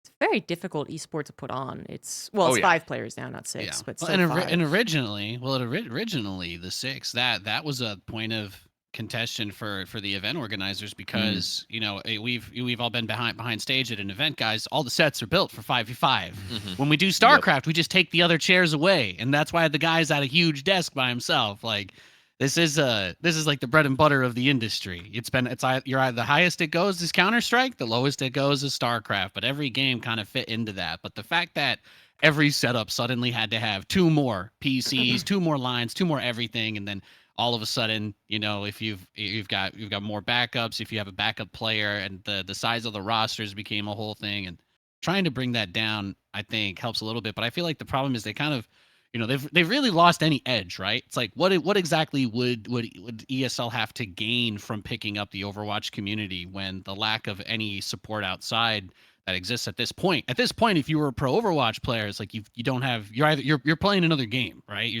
scrambling somewhere.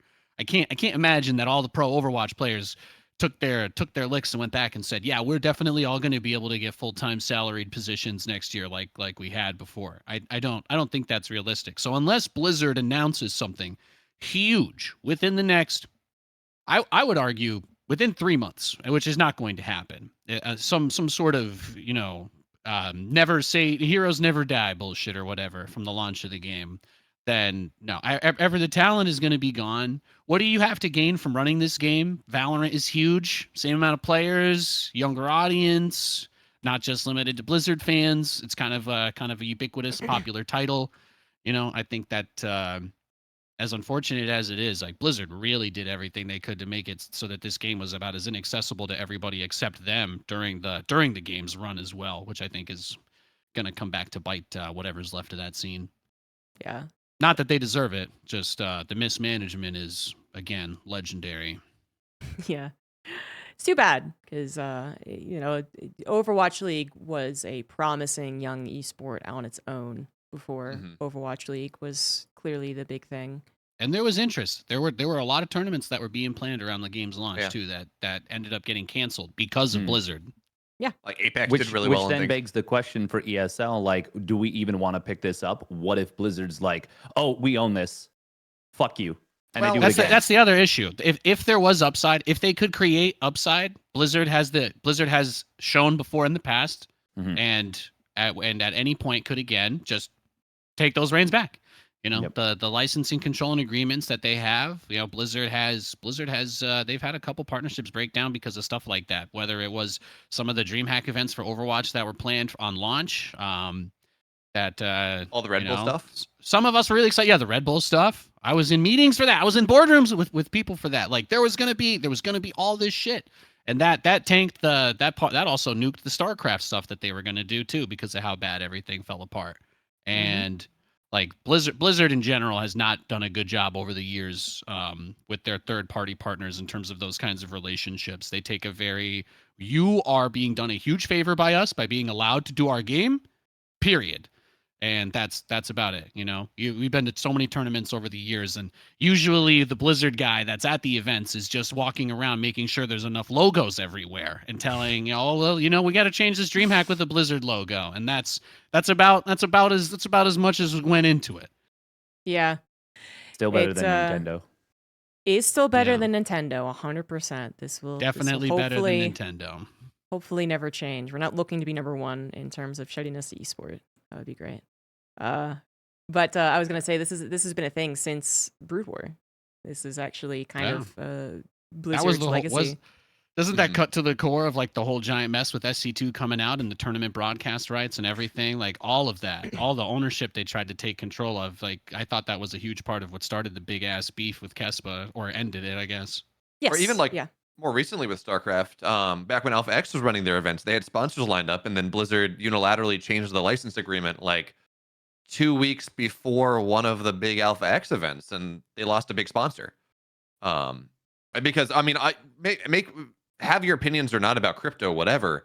They had a crypto sponsor, and all of a sudden, that Blizzard was like, "Yeah, we changed our license agreement. Sorry." And that, I'm not going to say that's why Alpha X died, because it's not. I think Sushi just got tired, but there was definitely some things where it's like, yeah, Blizzard just with very little fanfare changed their license and said, "Good luck, have fun." Hopefully Microsoft will change some of these dynamics, but I have hope. Let with us pray. Phil Spencer. We'll see. Yeah, no news on that front.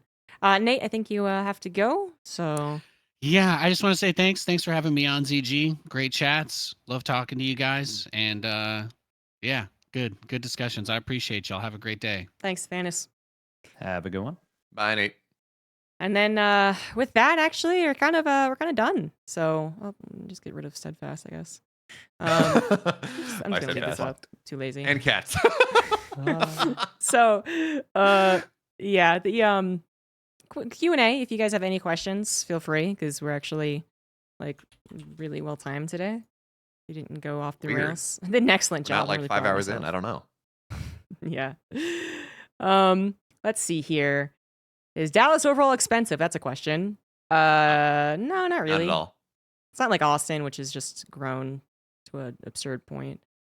Which is why they moved from Austin to Dallas years ago. I went to DreamHack Dallas last year. Everything was very reasonable. Let's see here. Do you think old Blizzard employees will help in creating StarCraft 3?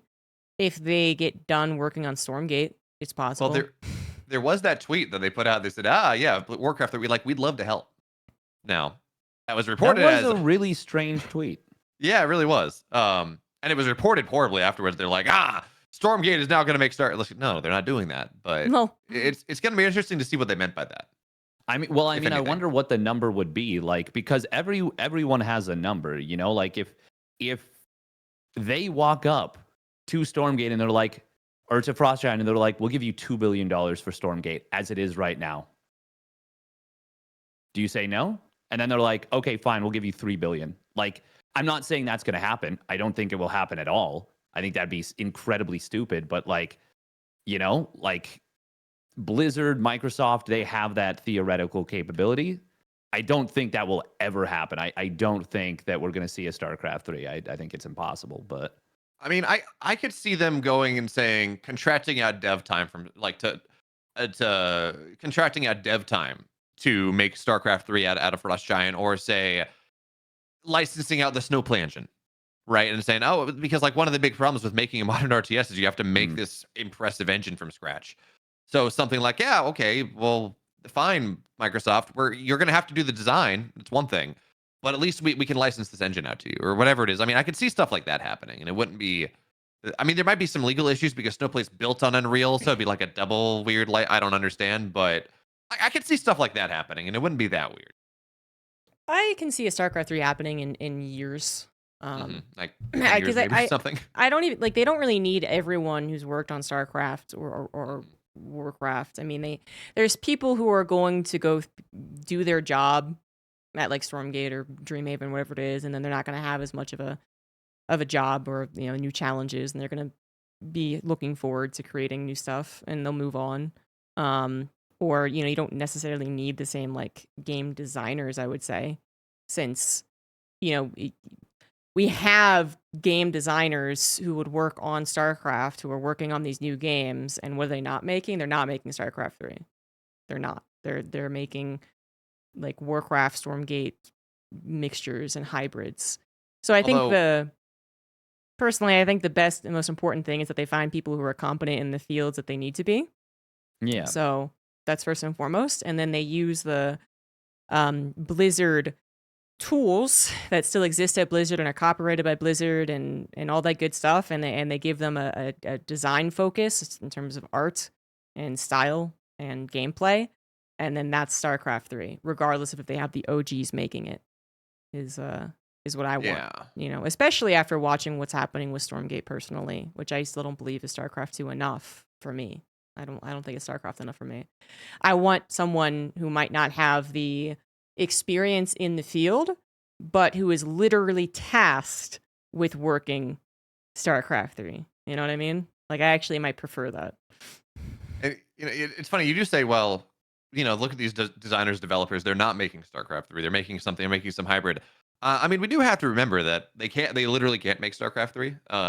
There is IP law. Yeah. No, they can't do it with the art and the characters, but they could make the gameplay as closer to StarCraft, and that's what I'm talking about.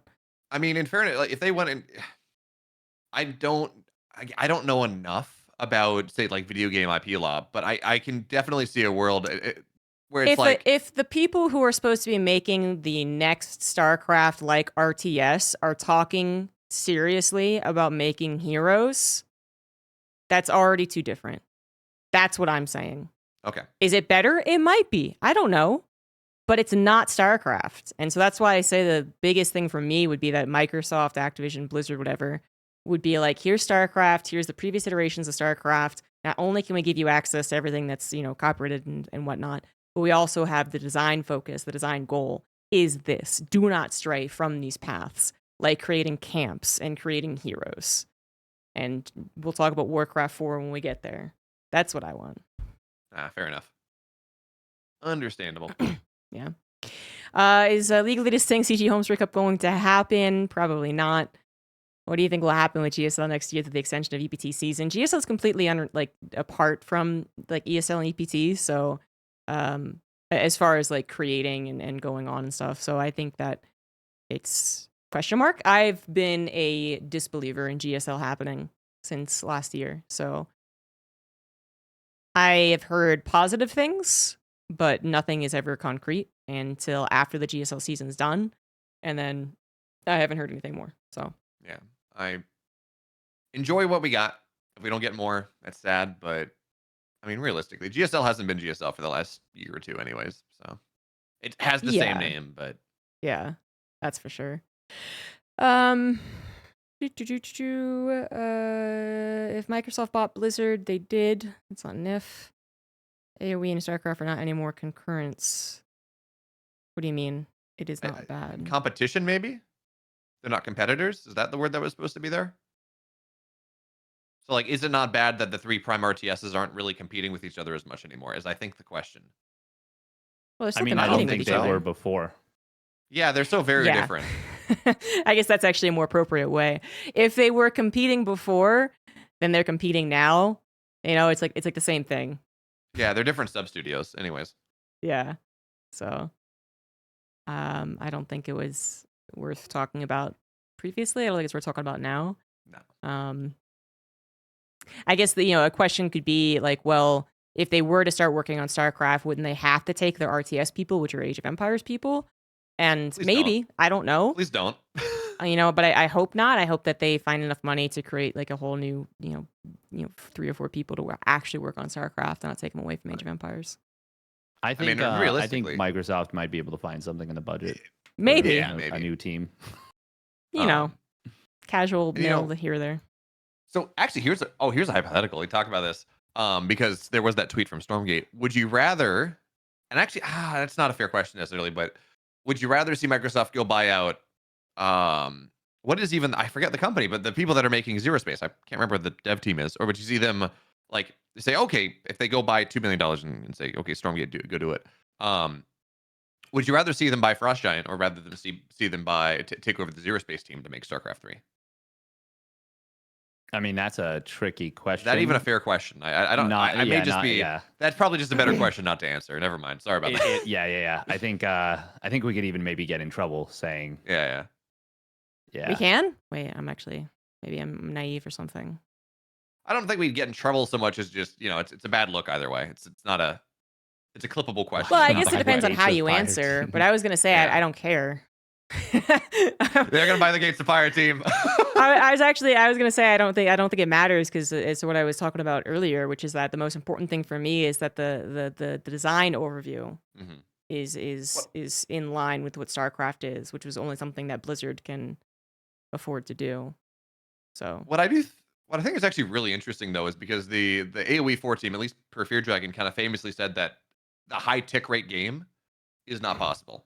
Because AoE 4 is like 8 tick. Like the tech is not possible. Yeah, they haven't gone on public record, but it's I think it's been said to a lot of people by a lot of people that it's actually just they are envious of StarCraft because they could not get the same thing working.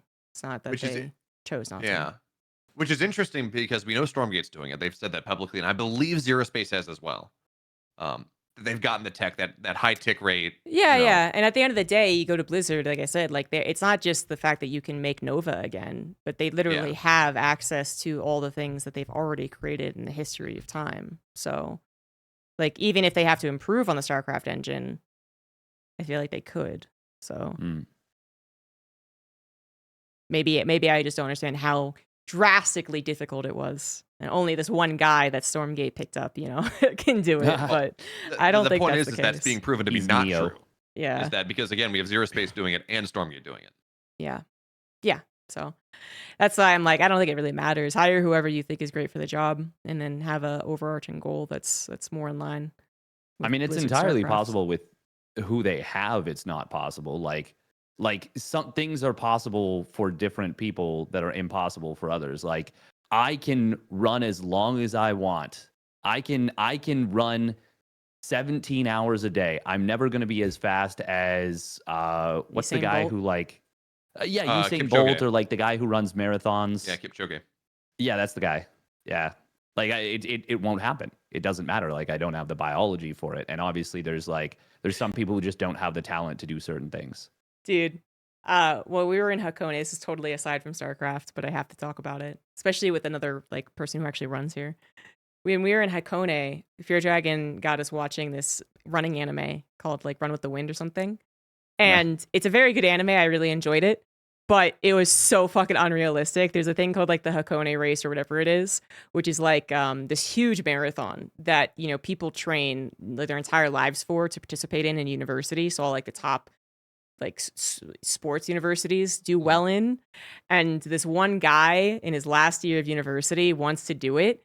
So he hoodwinks 9 other people into accidentally joining the track and field club and then getting them to prepare for, I think each segment of the race was something like 20 kilometers.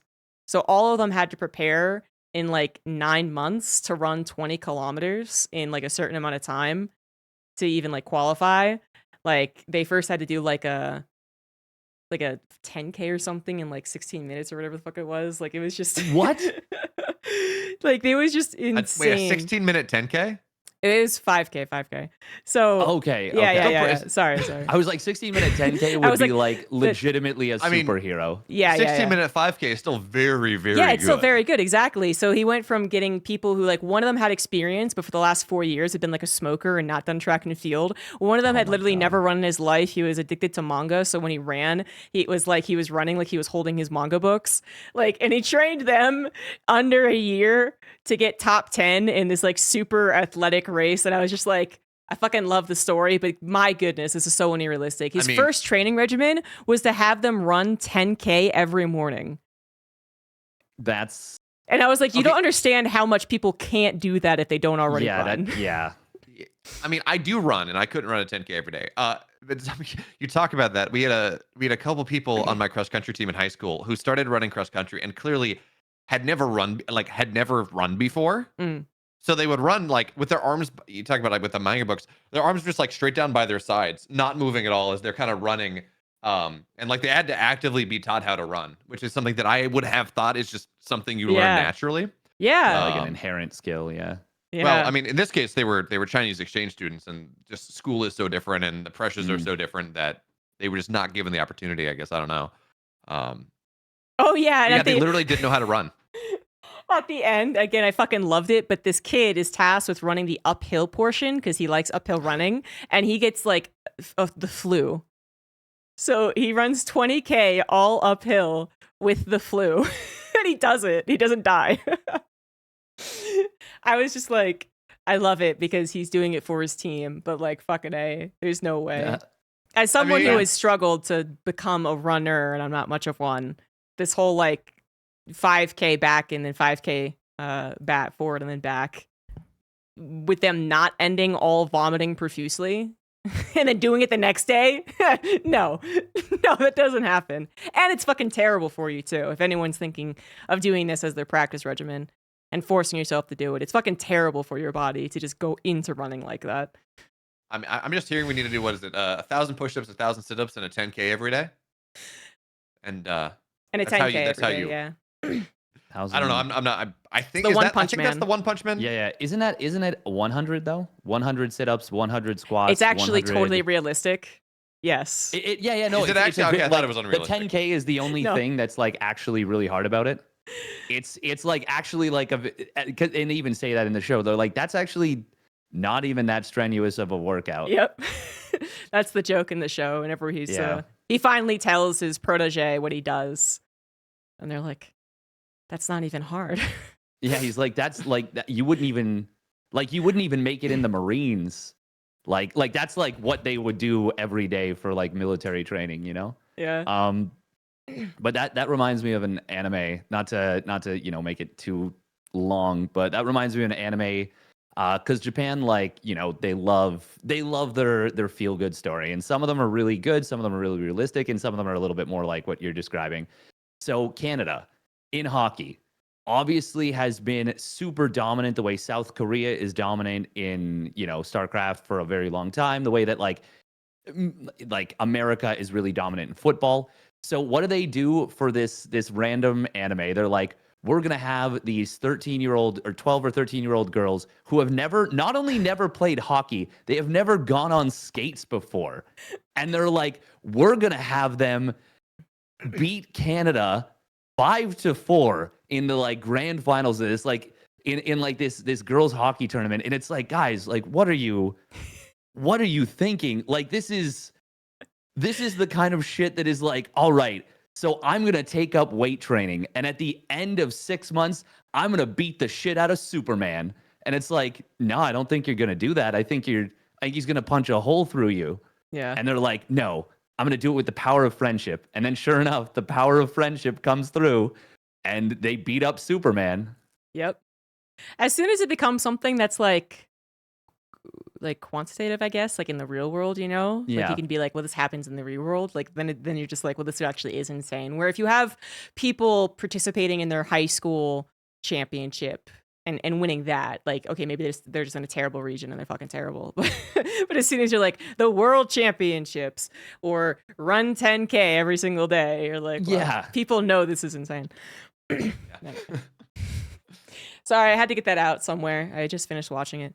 It did encourage me to start running again, though. So those good things. Yeah. Nice. Although, and there was a somewhat esports question involved in there, and like for real, does physical exercise really make you a better esports player? Yes. I think so. Yeah, absolutely. Physical exercise makes you.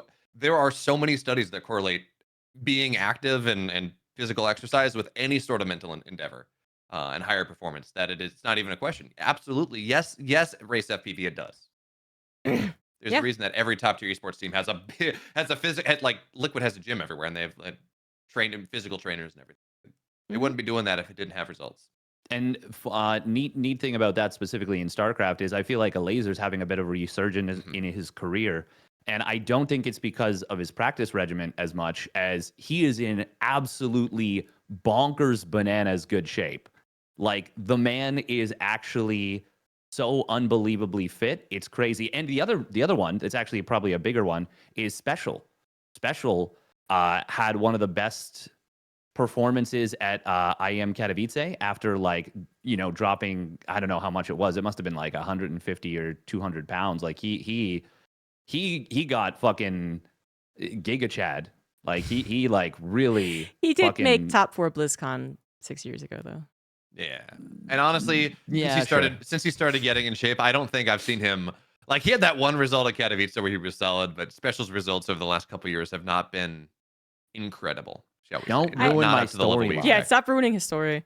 It's obviously not a magic thing where if you're buff, you're good. But I think, because if you look at all the studies, it talks about how it works with your brain and also how it works with like discipline. Like literally, I think there's like actual studies that talk about how running makes you not more disciplined, that's like too vague, but it like basically makes you okay with a certain amount of uncomfortability, like that actually benefits a lot of other things in your life.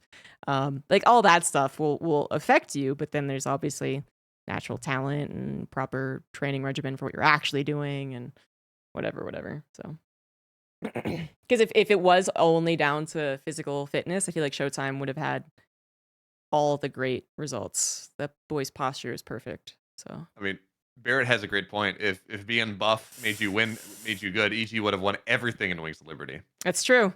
Going to the gym, making it their content. Nice. There we go. So Laser fitter than Showtime. Depends what you mean, probably. Yeah. Showtime can maybe probably like do like the bigger deadlift and squat. I don't know. I mean, Showtime runs a lot too, at least per his that what are they even called, the spotlight videos that they did? Oh, the signature series. Yeah. Like the typical B-roll footage of him running. Yeah. That's true. I mean, any like all around good fitness includes cardio, but I think a Laser's more cardio and actually more like calisthenics in general. Yeah, he's got a lot of like crazy body strength where he can like how do you describe it? It's like it's not just like chin ups and pull ups, but it's those kind of things where he just has crazy good muscle control. Yeah. Kind of gymnastics, it's like almost gymnastics a little bit. Yeah. He's really fucking fit. But I mean, nobody can match Showtime's, posture.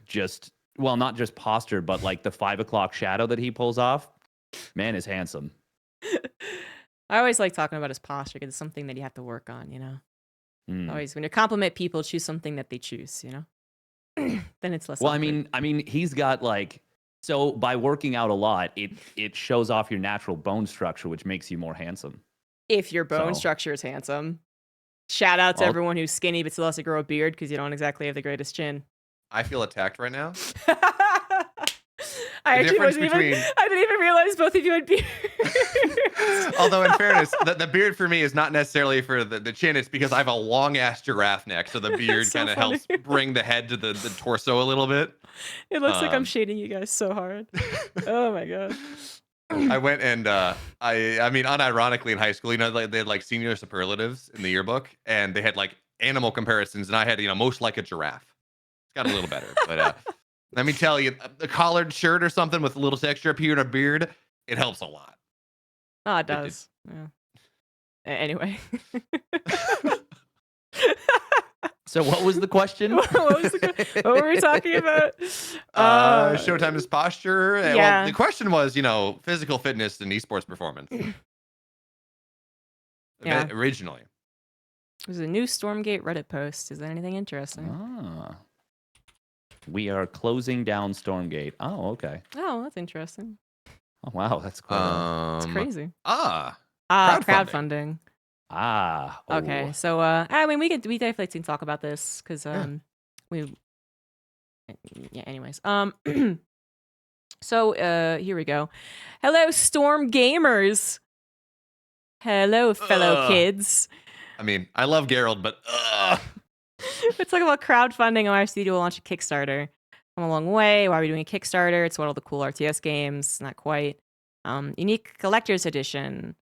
The Reflector. We've already started the process and prototype the Vulcan mech statue. Check out this preview video. and honestly, I've seen paint. I don't know if they have the painted one in this video or just the unpainted one. They do not. That's unfortunate. Like, it's a pretty solid mini. It's not really. It looks cool. It's okay, but I actually don't really like the design of the Vulcan all that much. So. I was very annoyed with how it plays a little bit, but I think it's better than before. But at first it just shredded everything. But they've toned it down a little bit. It felt like there have been epochs where it shredded everything. There have been epochs when it's totally useless. But that's called the game's not out yet, and they're not focusing on balance as much as other things. I meant the art, like. Yeah. But yeah, it's I think a lot of people will be excited about it. Founders pack, sorry. There's nothing we'd like more than invite everyone, but we can't. Want to reward our earliest members with a founding pack. Exclusive perks, including beta access as a bonus reward. Policy of early game access games by Valve only allows us to sell founders packs with a limited number of Steam beta keys as part of a crowdfunding campaign. Through Kickstarter, we can sell founders packs and expand our beta testing program. We hope you find other rewards exciting if you already have the beta. Let us know what you think. Community support means everything. See crowdfunding as a continuation of what we've been doing. Now it's time for questions. Reward tiers. What kind of reward tiers would you find most appealing in a Stormgate crowdfunding campaign? Beta access. How important is earlier access, particularly beta, to you? Collector's edition. How interested are you in owning a physical collector's edition, including the Vulcan mech statue? Would you be interested in an unpainted version, Kalaris? Ooh, does Kalaris want to paint it himself? Oh, he Kalaris does. is active in chat right now saying, hey, I don't care. Give me the unpainted one. Although Kalaris, technically, even if they have a painted one, you can paint over it. Kind of. A little awkward, but, you know. Yeah, that's not the same. No. Sandblast it. Sandblast. Although, just actually, make you know it what? Yourself. Realistically, eventually, like, this game's Unreal. The assets should be able to be extracted. They should be able to get the models out of it. And then, like, if you really want to go and have the unpainted one, if they don't offer it from something like this, you could probably 3D print your own and paint it yourself. Like, worst comes to worst. Granted, obviously, you know, support Stormgate, but, like, that's the big stick. You could probably extract the model and 3D print your own. Probably. But what do you think about the Kickstarter in general? Someone's already asking the controversial question. Do you think this announcement augurs well for Stormgate or is suggestive of problems? Unfortunately, I can't really answer that because I know information, so I wouldn't be giving like ignorant opinions or, you know, guesses. I would actually know stuff. So yeah, like, either of you want to? I think the fair way because again, I think we all know the same thing. The way to put it is effectively that they have been very vocal about how their marketing budget is. They don't have a marketing budget, right? Their budget is all about making the game. So it makes sense that if they want to go in and make physical things, that that is not out as part of the money that they've raised. And there have been a lot of people that want to go, and I mean, I want a collector's edition. So that makes a lot of sense to me. I think that's about all we can realistically say, but it doesn't. I don't think it's a bad thing. It's just Yeah. you want more stuff. Well, it's not part of this. Is not part of the money that we raised. We want to go do something like our money's already allocated to building the game. We want to build a collector's edition. We got to do it like this. And I think I Barrett's just right think- too. It's really commonplace. So Yeah. I just think that was really funny, ZG, what you just did. You're like, I don't want to break the NDA. Would either of you two? I mean, that's literally what I was asking. I was like, I'm not going to say anything, but if you guys want to. No, I would not like to break the NDA personally. All right, well, just gotta check. Yeah. No, I appreciate you giving me the opportunity. I mean, we I had the so experience with rarely CatZ and have the Blizzard earlier. I was opportunity instead to- just, you know what I was thinking of doing? I was gonna be like, Steadfast, can you go ahead and do it? Thanks, man. Appreciate it. No, I kind of get Devil's Claw point though. You don't know anything about the game, and it's not a beloved like narrative or lore where even if the game sucked, you could just be like Dune, for instance. You know, the game sucks, but you really like Dune, so you get the whatever character. Great, like even if it reminds you of how crappy the game was, which I don't think it was crappy, by the way. I'm just saying. But this is a game in which you actually have no idea. You could end up fucking hating the unit you just bought. Actually, it'd be almost akin to accidentally buying the Broodlord statue before Broodlord Infestor became a thing. And you're a Terran player, and you're just like fucking throwing it against the wall in 2011. Those Broodlord statues are still pretty sick, though. Like, regardless of anything. If I had one in 2011, gotta tell you, at the 11th loss to Broodlord Infestor, I would have maybe thrown that thing against the wall. That's just like one day of ladder. Come on, Yeah. ZombieGrub. 11 losses in a row, though. One day a ladder that's gonna break people. Anyways. Yeah, or a Swarm Host statue in Heart of the Swarm. I was thinking Swarm yeah. Host specifically was I thought that's where you were going. I was like, oh could man. you get a statue of a Canna Rush? But it's also like Ruby you know- would You have could. all of them. a Swarm Host isn't the coolest unit in terms of like visual design. A Broodlord is a pretty cool like visually designed I'm thinking Better. of And a I think you'd statue go of a Swarm Ultralisk Host. though. Yeah, I was gonna say, I actually still don't think Broodlord's the best, but it is better than Swarm No, Host. but it's better than a Swarm Host. Yeah. Yeah, Everyone thought it was gonna be the Leviathan. that would have been cool. Yeah, but I chose Broodlord instead. Leviathan would have been really difficult to make because you either have to make it fucking massive Yeah. or you lose out on all detail. Also, it's completely out of the realm of like the kind of like Yeah. genre they were choosing. Yeah. Tier 3. And you also don't get to play with it except in like what is it 2 co-op commanders get it or 1 co-op commander? Yeah, you can call it down. A co-op commander has the call down on it. So yeah, you don't even get to play with it. So that's what I was getting at too. But anyway, so my point is like you might hate the game. All right, it might come out, you may get the beta access, and you just be like, "Fuck, I hate it. I wish I could not get this collector's edition." You could hate the unit, you could hate the race, and so I not that I'm saying this is actually the biggest issue, but I understand the issue as it was asked in chat. So I think that does happen where people end up just being like, yeah, I paid $250 for this thing that's behind me because I had some money to burn and I thought it might be interesting, but it's really not. So when the next game comes out, I'm going to move that off my little pedestal and put the next thing that's cooler onto it. It might happen. So then that begs the question, and I don't know if this is even possible or if they would do this. Would it be better then to give a voucher that says you can get one of 3 from each race? I don't think that's that's a cool idea, Steadfast. I honestly is. don't think that's viable. Yeah. Like I It's know just it one of might those not be things viable. where- I'm asking if it's worth it to make it viable. That's much cooler, but apparently producing these things is actually one of the hardest things they've experienced. yeah.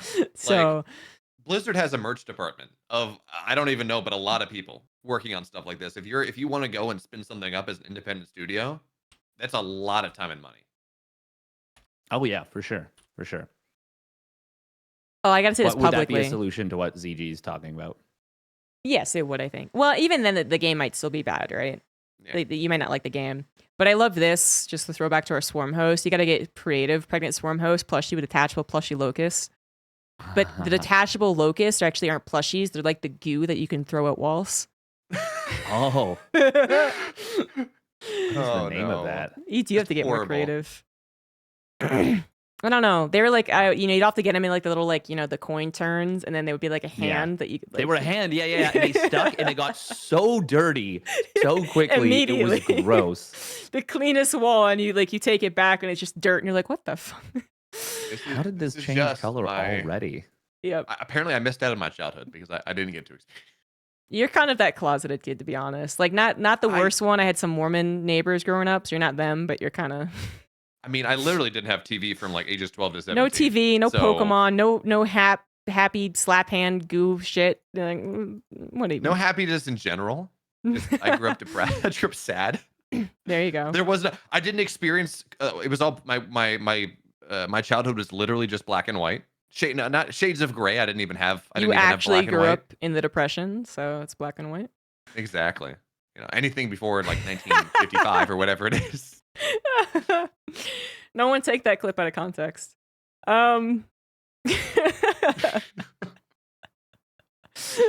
Anyways, are you guys, is the chat excited about Kickstarter? Being able to buy your way into beta access? I know a lot of the Stormgate Reddit, sweaty Reddit nerds are very excited and saying that's the only thing they care about, but is that something, are you happy to see this? Are you indifferent? Are you judgmental? Worrying about some negative feedback, I'm sure has happened for them.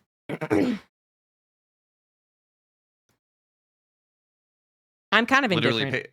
Literally pay to lose. Because let's be real, this is RTS and we lose a lot. We do. I hope they have stuff that's in game. I think people have already suggested that. I mean, I gotta imagine they will, right? With just how they've been talking about it, it's going to be free to play and skins are going to be a thing. So I would have to assume that some tiers would have some level of, I don't know, consoles or skins or whatever they decide to go with. Otherwise, it'd be like beta access and then a thing on a pedestal, and there's like nothing in between in terms of tiers. Pay to work as a QA. That's it's funny, but it's kind of true. Not my thing. That's very acceptable. I was hoping this game could be AAA, but it makes me think it won't be AAA. Well, they certainly never really had any. I don't think they presented themselves as a AAA studio. I mean, they literally did the opposite. Yeah, They're pretty. It can't be AAA. They're pretty upfront about not having the same amount of money. More money than ZeroSpace. That was sure, never. but... That was never hidden. That was like very public.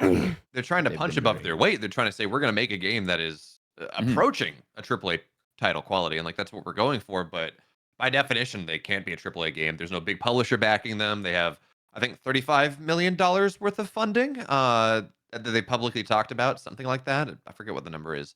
Like that's not AAA money. That's not AAA backing. They literally cannot be a AAA game, just by industry definitions. Oh, there you go. Yeah. Oh. Yeah. Well, it seems like so far the this guy's gone. Ooh, geez. Oh, okay, good for him. That was not there when I. Yeah, I just refreshed. What is this? There's like just a big comment. Someone who actually took the time.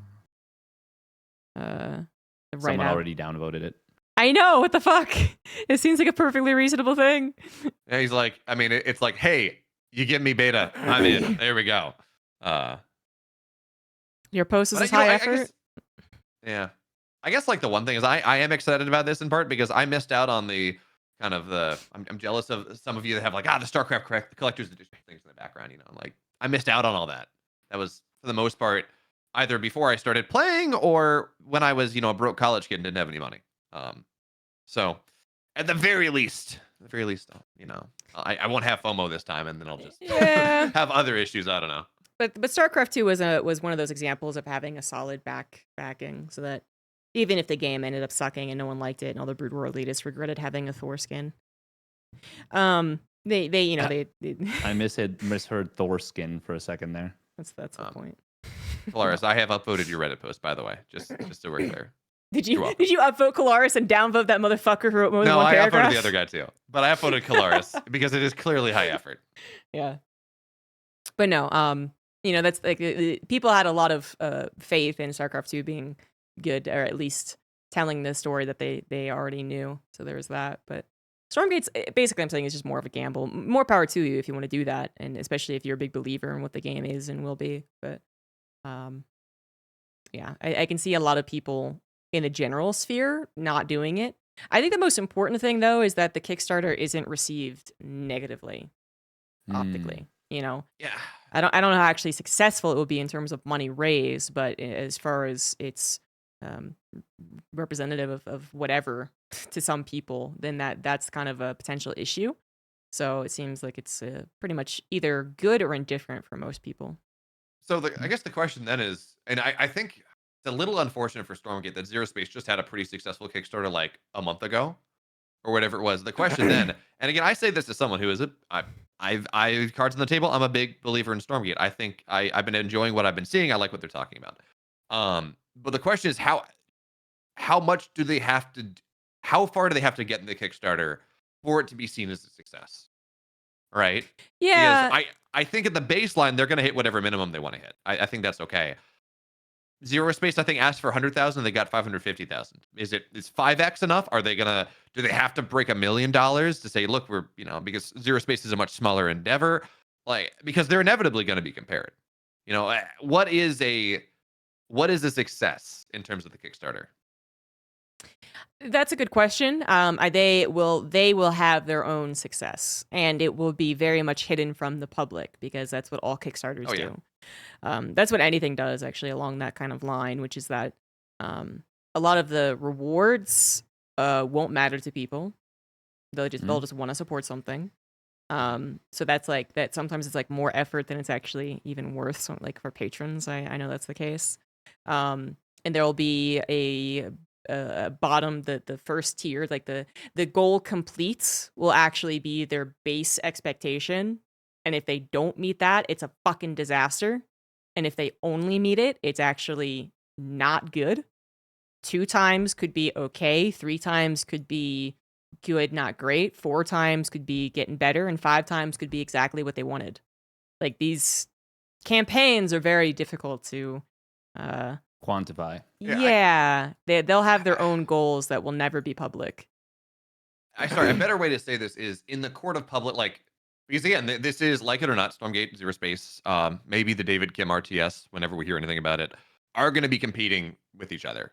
I think a rising tide lifts all boats. I'm excited about both of them. I think it's going to be pretty awesome. That being said, if Stormgate gets, I don't know, $400,000 off the Kickstarter, maybe it's exactly what they were looking for. I don't know, but it's less than ZeroSpace. Does the court of public opinion say, look at this, ZeroSpace got $550,000, ZeroSpace got, like, Stormgate got less, therefore we believe Stormgate's going to fail?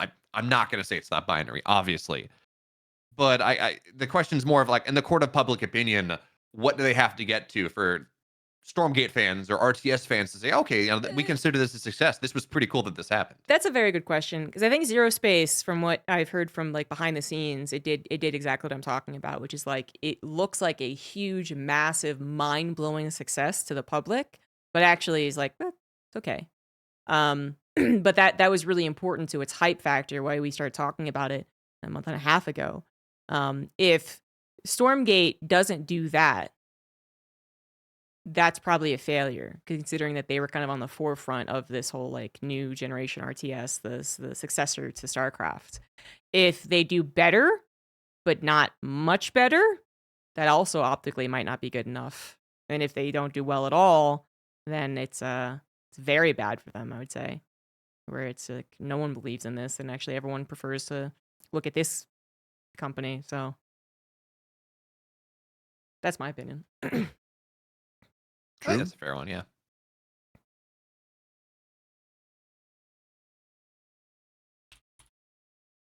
Anything else? That's the end of that. Yeah, I don't know. Does that Vaz, you have different opinions? I don't know. I honestly don't think so. I don't think I have any strong opinions on this at the moment. Yeah. I think at the end of the day, made it. Sorry. Oh, go ahead. Well, they made it clear that they cannot just with Steam rules, they can't do certain things. Mm-hmm. So they have to sell it the way that they're doing it. They have to do a Kickstarter. They can't do I think they said they can't do early access. Yeah. And give away beta keys with that. So they're like, okay, the only way we can give away beta keys is by doing a Kickstarter. So I don't think this is like the plan was always to do early access, was my understanding, but they were like, oh, Steam won't let us do this. Yeah, that's it. And actually, that's a really good point. had forgotten about that and everything else. That's the most important thing. Yeah, is that any sort of other founders pack is Yeah, it's not some disaster like, oh my God, we're out of money. It's somehow disappeared. It's like, well, this is the only way that we can like do pseudo early access. But but talking about Beomulf's actual question, the optics. I mean, do you think that a successful like Kickstarter where they just meet the bare minimum goal that they set is going to be good like optically for the game?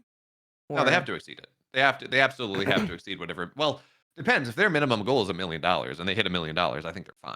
But if their minimum goal is like $100,000 and they hit $101,000, I think it's a problem. Yeah, that's what I was thinking of. Yeah, that's fair. I think that's pretty accurate too. Yeah. And then I guess my last question, actually, which I kind of was thinking of asking while CatZ was on, but I didn't want to spend all the beginning time on it, but now it looks like I avoided them. What do you guys think about actually having these RTS show matches, singular, at DreamHack Atlanta? I mean, I'm hype as hell, right? Like, actually, I am. I know you're hype as hell, but you're also kind of a little bunny that's just hype about everything. So, I am sorry for loving RTS games and being excited about stuff coming out. I apologize. I hate the idea of ZombieGrub. I hate the idea of RTS games. I don't want to see ZeroSpace. In fact, I want it to fail. Here's the thing, though, is like you can say that and laugh away like this jadedness, I suppose. But one is more than me. I think the StarCraft community in general has been proven to be better than before, but still kind of like, what the fuck are you doing in our space? It's StarCraft, get the fuck out. And two, it's not like we have decided in the past 5 years of it clearly not being, past 10 years of it clearly not being a hot ticket to then uplift other RTS. Have we decided to go ahead and show a Northgard show match and I missed it? Or an Age of Empires show match and I missed it? No, we didn't. And now we're doing it for an RTS game and maybe more. So that's, I think it's a potential issue. And I think that there's actually a chance that ZeroSpace at Atlanta might even be received negatively because it's like, oh, there's a very decent chance that it will, but it's a smart strategic decision from ESL. They're like, why? We're just gonna. What do you mean why? They're like setting themselves up as the first ones to have that content. Like it's like, oh, you see it here first, like an exclusive first look. There's value there. Mm-hmm. There's a lot of value there. Sorry, I missed it. You're saying that ESL should be happy that's happening? I'm saying that it's a smart strategic decision from ESL. But I don't think that's necessarily true. I actually don't even believe that ESL is all that interested in the new RTS. Like, some like arguments that I've heard discussing this as we found out about it was that maybe they're thinking about what's next RTS wise, maybe because StarCraft 2 isn't being developed anymore and Blizzard isn't talking to them. They kind of have to test the waters, so they're going to do that with these show matches. I don't believe that's actually what a huge company like ESL would do, especially because most of their interest in RTS is StarCraft because so many of them are StarCraft people. And if they were interested in a new RTS, it would not be the metrics of a show match being shown as much as it would be the metrics of the player base and the viewership when the game is actually out that would matter. I mean, to me, and I don't know this for a fact, but it feels more like a favor between not the head honchos at ESL, but people working like in the StarCraft portion of it, and the developer of the game. So I think like from ZeroSpace's side, it makes a ton of sense, right? Because they are targeting the audience that's watching DreamHack. So this is the best opportunity for them to go and say, hey, I have access to not all the audience, obviously not everyone's going to be watching, but a significant portion of the audience that I want to get, even if not, that I want to be the biggest supporters of my game. Because ideally, again, they're going to have this big campaign, they're doing all of this other stuff, but the people that are actively watching the RTS and doing all this stuff are going to be the ones that are theoretically the vocal minority, the people that are going to be the biggest boosters of the scene. So from that perspective, to say, yeah, we're going to run a show match at some, I don't remember whether they had a day for that show match. Saturday. Saturday. we're going to run our show match on Saturday, and we're going to show you 2 of the top StarCraft players playing this, and we're going to make it this thing. I think from ZeroSpace's perspective, if they, and again, from what I've seen from the Pig show matches, the Woody show matches, for the most part, it seems like they're in a solid spot. If the game is at a point where it looks good, where it doesn't break all over the place, where the gameplay is fun and interesting, which are big risks, absolutely. But if all that is true, this is the opportunity to say, yeah, this is the last StarCraft event of the year, and also we think we're up there. We think we are going to be the successor. Wait, and you're talking about how this is good for ZeroSpace. Yeah, exactly. No, I don't disagree with that. That's not really what I'm asking. I'm asking if it's good in general for like StarCraft 2. And I also would say that while ZeroSpace might be looking at all the positives, the same vocal minority, diehard fan base that they're looking to appeal to might also be upset that their StarCraft tournament is clearly being used to divert attention to another RTS that does have the undertone, whether or not it is true, of, hey, this is the next thing, not StarCraft. So you better get ready for this one. I mean, I think there's actually a possibility of bad publicity for it, but I totally understand all the points you made about why it could be good for ZeroSpace. I personally am a little uncomfortable with it. I don't really like this idea. I don't think any precedent has ever been set in such a fashion for other events across the board. The only thing apparently that's different is like fighting games. They sometimes have like show matches and stuff for other fighting games, but that's a very different community. And it's not like it's a sponsorship. It's not like ZeroSpace is being shouted out with Monster and ESL Shop and to go check out their new video and check out their new game, because clearly as a sponsorship, they paid money to do that, and that's all well and good. This is a new thing that is being tested at Atlanta that has a little bit of an undertone of StarCraft 2 is dying, right, guys? We need some other RTS. Hey, maybe we should go check this out. That I don't know if it's actually going to be received all that well. I don't think it has to be that StarCraft 2 is dying for it. It's like, hey, I don't think it has to be either, but do you think that there are going to be people who are going to take it poorly because that's a little bit of what we're in the current conundrum about? Like, you think 6 years ago that this would ever have happened? I don't think so. If it wasn't for DreamHack Dallas being announced and the prize pool for IM Katowice shooting up massively and an unannounced World Championship that probably has at least the prize pool of IM Katowice, maybe a lot more, we don't know. And Dallas even getting more money on top of that, yeah. Exactly. Then I would say yes. I would say that it looms as the sword of Damocles and it looms as the Reaper's scythe. But with all those things in context, I think it comes off as, well, maybe we do both. Maybe ESL does both. I'm not saying they do. I'm not saying they don't. But I think it rings of a lot more hope than doom, given the last, the last announcement. And that's also something that, again, I don't think this is. I highly doubt the show match gets showed on the ESL StarCraft channel. They're gonna. I think CatZ said they're gonna use the stage, but I doubt that, because this is gonna, or they're gonna use the area in some way. But I highly doubt this gets shown on ESL StarCraft. I think it's gonna run like beforehand. And from that perspective, it's like whoever's like the people that are running the show match, it's important about how you couch it, and whatever happens on the StarCraft show afterwards.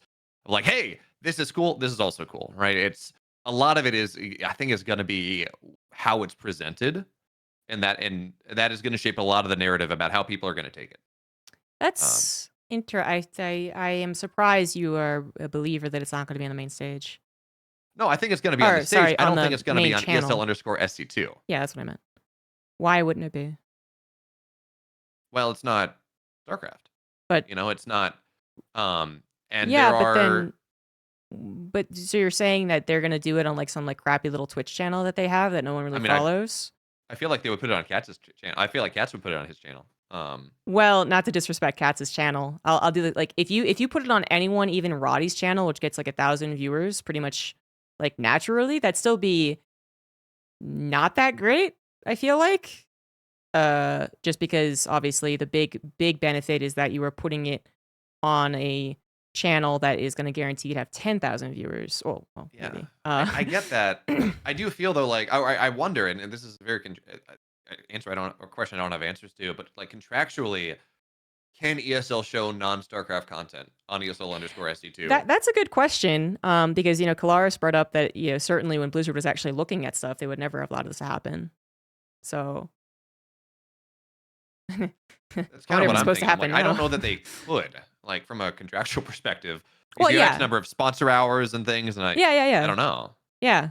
Yeah, no, it's a very good question, but I was just thinking about, does Blizzard actually know this is happening and they are okay with it? Because obviously we don't know how much they really pay attention to us anymore. But yeah, and then if it's not on ESL_SC2, is it even really?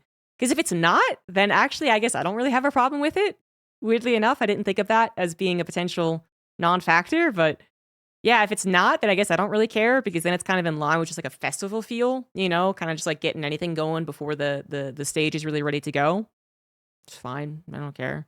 But, if it's down between two quarterfinals or whatever the hell is on Saturday, then that's when it gets a little weird. We're going to interrupt your StarCraft 2 experience for this completely different game. It's just not something that has ever happened. Mm-hmm. So. Well, I mean, as long as they're doing it on the Saturday, right? It's probably fine. Yeah. What if they did it like, on Sunday before the grand finals? I'm sure that wouldn't happen. But what if? Would that be too big? Would that be too much? Would that be a big slap in the face? Or would people hand it away because we usually have something happening before the grand finals anyway? For Atlanta last year, we had a couple of mini games played. I'm we sure had that, we won't and then we find had out. a pylon. Well, I think a lot of this stuff is not gonna it would be prior to noon, right? It would be happening before the broadcast. Like we had Pylon show on Sunday, that incredibly scuffed Pylon show that happened before the Atlanta finals and things, and like that's the space, not afternoon, not like during the standard broadcast. So I think that also factors into it a little bit, where it would be temporally distinct enough that you could separate the two. I don't know that makes a biggest difference, the biggest difference, but again, those mini games and things, I think they happen between like the semis and the finals or whatever it was. Yeah, It was, like, exactly. during the middle of the StarCraft broadcast. Yeah, so legitimately, what if that was happening right before the grand finals? Yeah, what I'm saying, Kalaris echoed exactly what I'm saying in the chat. It just seems like they're crossing their T's, dotting their I's with it. But you are right, ZG. They could piss people off with it, for sure. It's also just a terrible way of testing the waters anyway, I feel like. No, this is not testing the waters at all. And I hardly think that their contribution to its publicity is actually all that impactful. It's a good thing, don't get me wrong. Like, I understand it is good publicity for these RTS games. But I just, like you're going to potentially piss off the fan base that you do have. And just because these games might be good when you have no viewership metrics and because you're not going to pay attention to that Showmatch viewership metric.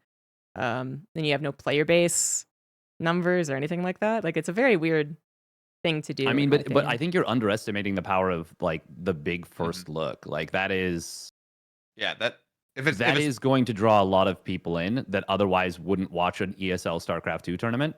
Mm-hmm. So I don't know. Marketed right, absolutely.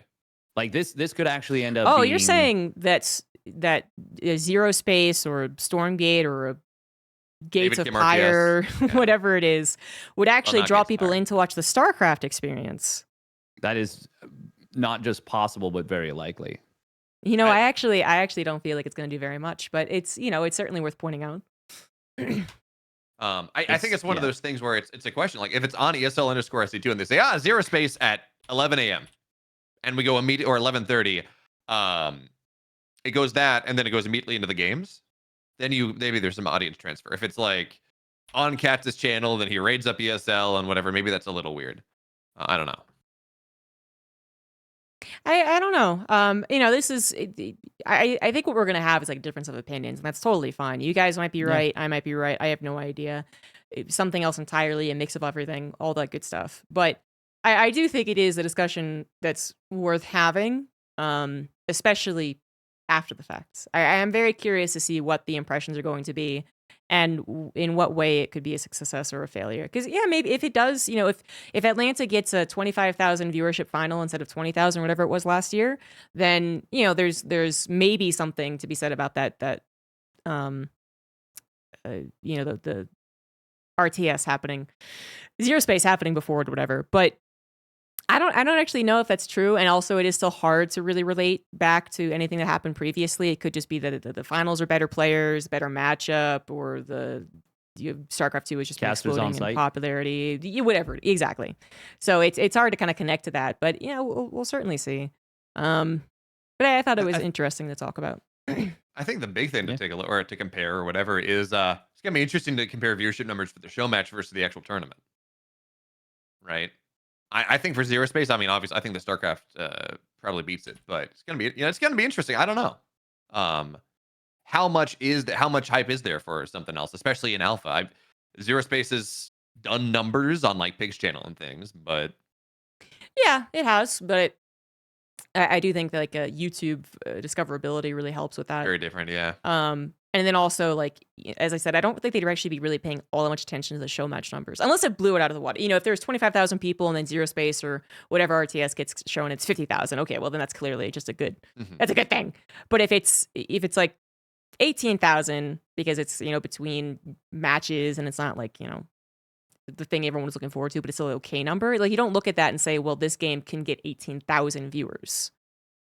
That's just not the other thing about that too is, let's say Asmongold takes a look at this is now on the ESL SC2 thing, and they give permission to uber massive front page Twitch streamers to do react videos. And Asmongold makes a video and he's like, oh, this new RTS looks fucking awesome. And it goes on YouTube and it gets 2.5 million views. That's not unreasonable for an Asmongold video. That's not actually, I don't know. It could be.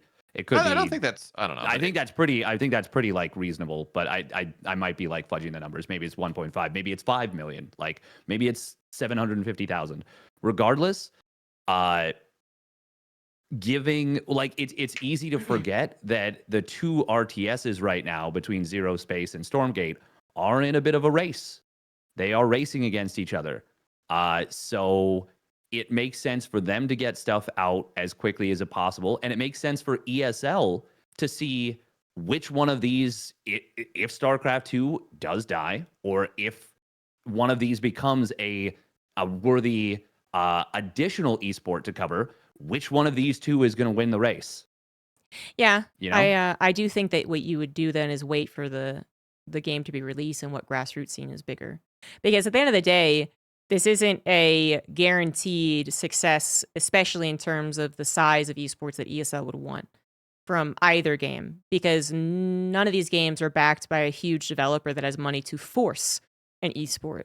If Riot was making an RTS, I would 100% believe that ESL is like, we do RTS. Come here. We'll give you everything. We will do anything for you. Love of God. But for games that very much are going to have a very limited budget to even create content, they don't even have a marketing budget apparently.